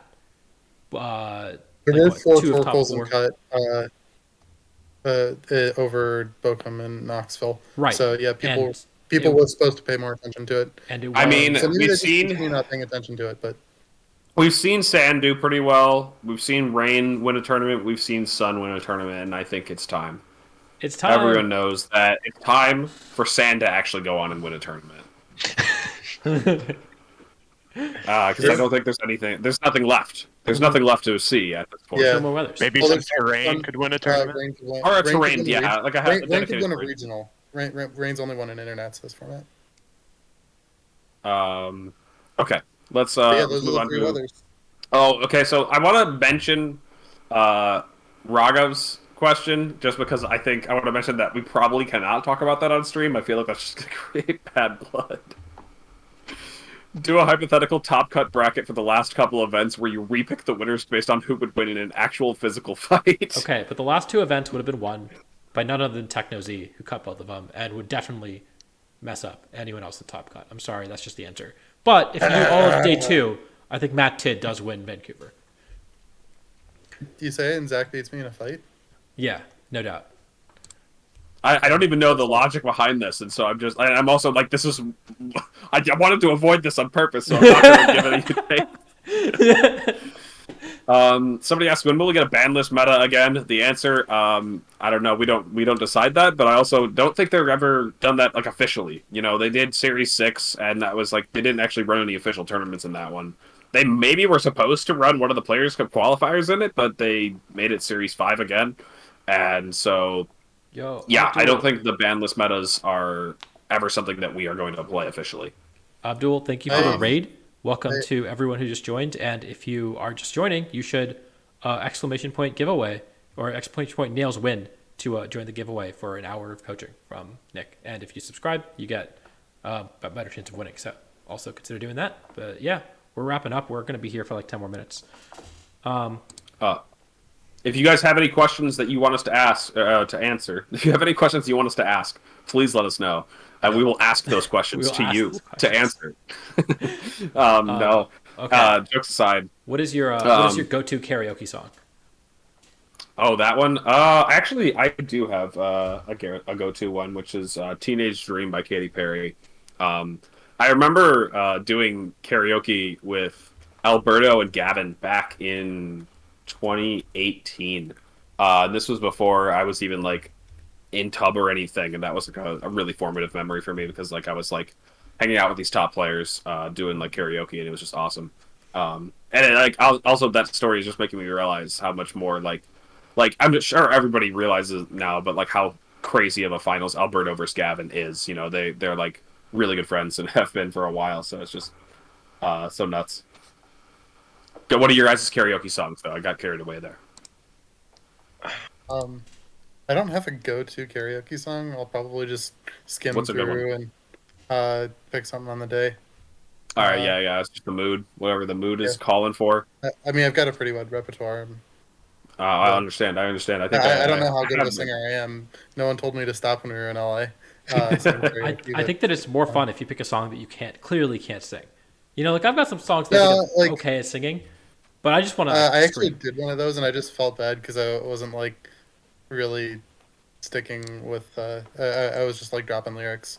Yeah, we all went karaokeing together on we all that did. trip, right? Donald, you Yeah, were there. Yeah, yeah. I tried to do "Walking on the Sun" by Smash Mouth, and I just didn't know the verses, and I was like, it just kind of was. It felt bad. Is what we walking Yeah, on I the don't know the sun. lyrics either. I'm thinking about it now. That would be tough. Yeah, no, Donald, do you have just a not getting song? that song well enough. Not really. I like would default to some Carly Rae Jepsen, I guess. But I respect it. Yeah, love that. I feel that. yeah, not a specific one, but just something I'm feeling from her My discography. my go-to is my go-to is Taylor Swift. I think Taylor Swift is always really fun.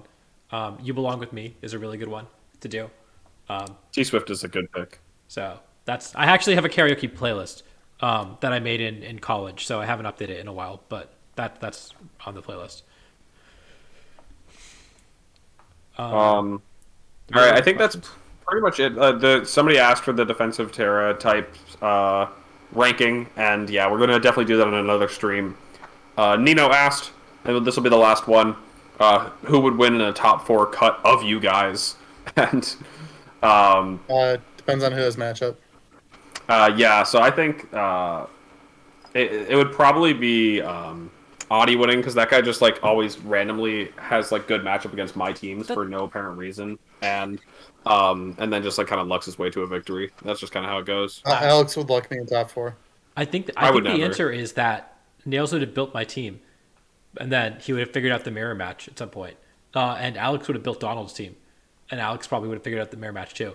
And then I don't know who wins between Nails and Alex, but I definitely think that Donald and I, unless we play each other, are getting fucked over by the fact that the person who built our team is on the other side of the bracket. True. I have beaten Audie in the same team fight before. Yeah. Have y'all ever played Nails and Alex?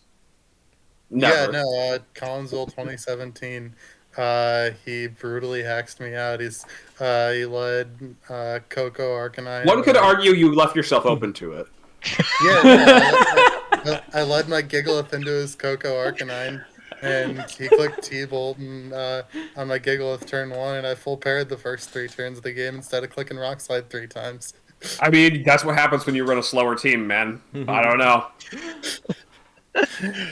All right, sounds like Alex would win the top 4. I think Alex wins. Yeah, no, I'd get skill diff for sure. Yeah, were there any questions in chat? It doesn't look like it. So, I haven't seen it yet. You guys ready to roll the giveaway? Yeah, let's do it. All right, last chance. I'm giving you guys 15 seconds to enter, and I'm gonna count down. Yeah, I very guess slowly. that's. No, we should have Nick count. No, not Paradox. Guys, I have not been looking at Nails' Discord the whole call because I've been looking at the browser where we're like actually keeping up with things. And so I said that, I opened Discord, and I get to like wait 3 seconds to see Nick laugh. Like, Yeah, there's just a funny delay on my camera, and there has been all stream. All You right. can watch this video again if you're on YouTube, and just to see me react 3 seconds late to everything. It's great. All right, I'm rolling it. The winner is Contrary Z. Are you in chat? Yo, all right, congratulations. immediate. Yeah, Let's I'm go. very easy. Congratulations. DM me on Twitter or Discord, and we can set up a time. You can looking forward to whisper them on Twitch. I'm if not you want. currently logged into Twitch. Okay. Feel free to whisper me so- if you aren't like on Twitter or whatever. But yeah, feel free to whisper Tub Nation and with a Discord or Twitter or whatever, or just DM Nails directly. But yeah, congratulations on the free coaching session. I think that is going to wrap it up from us.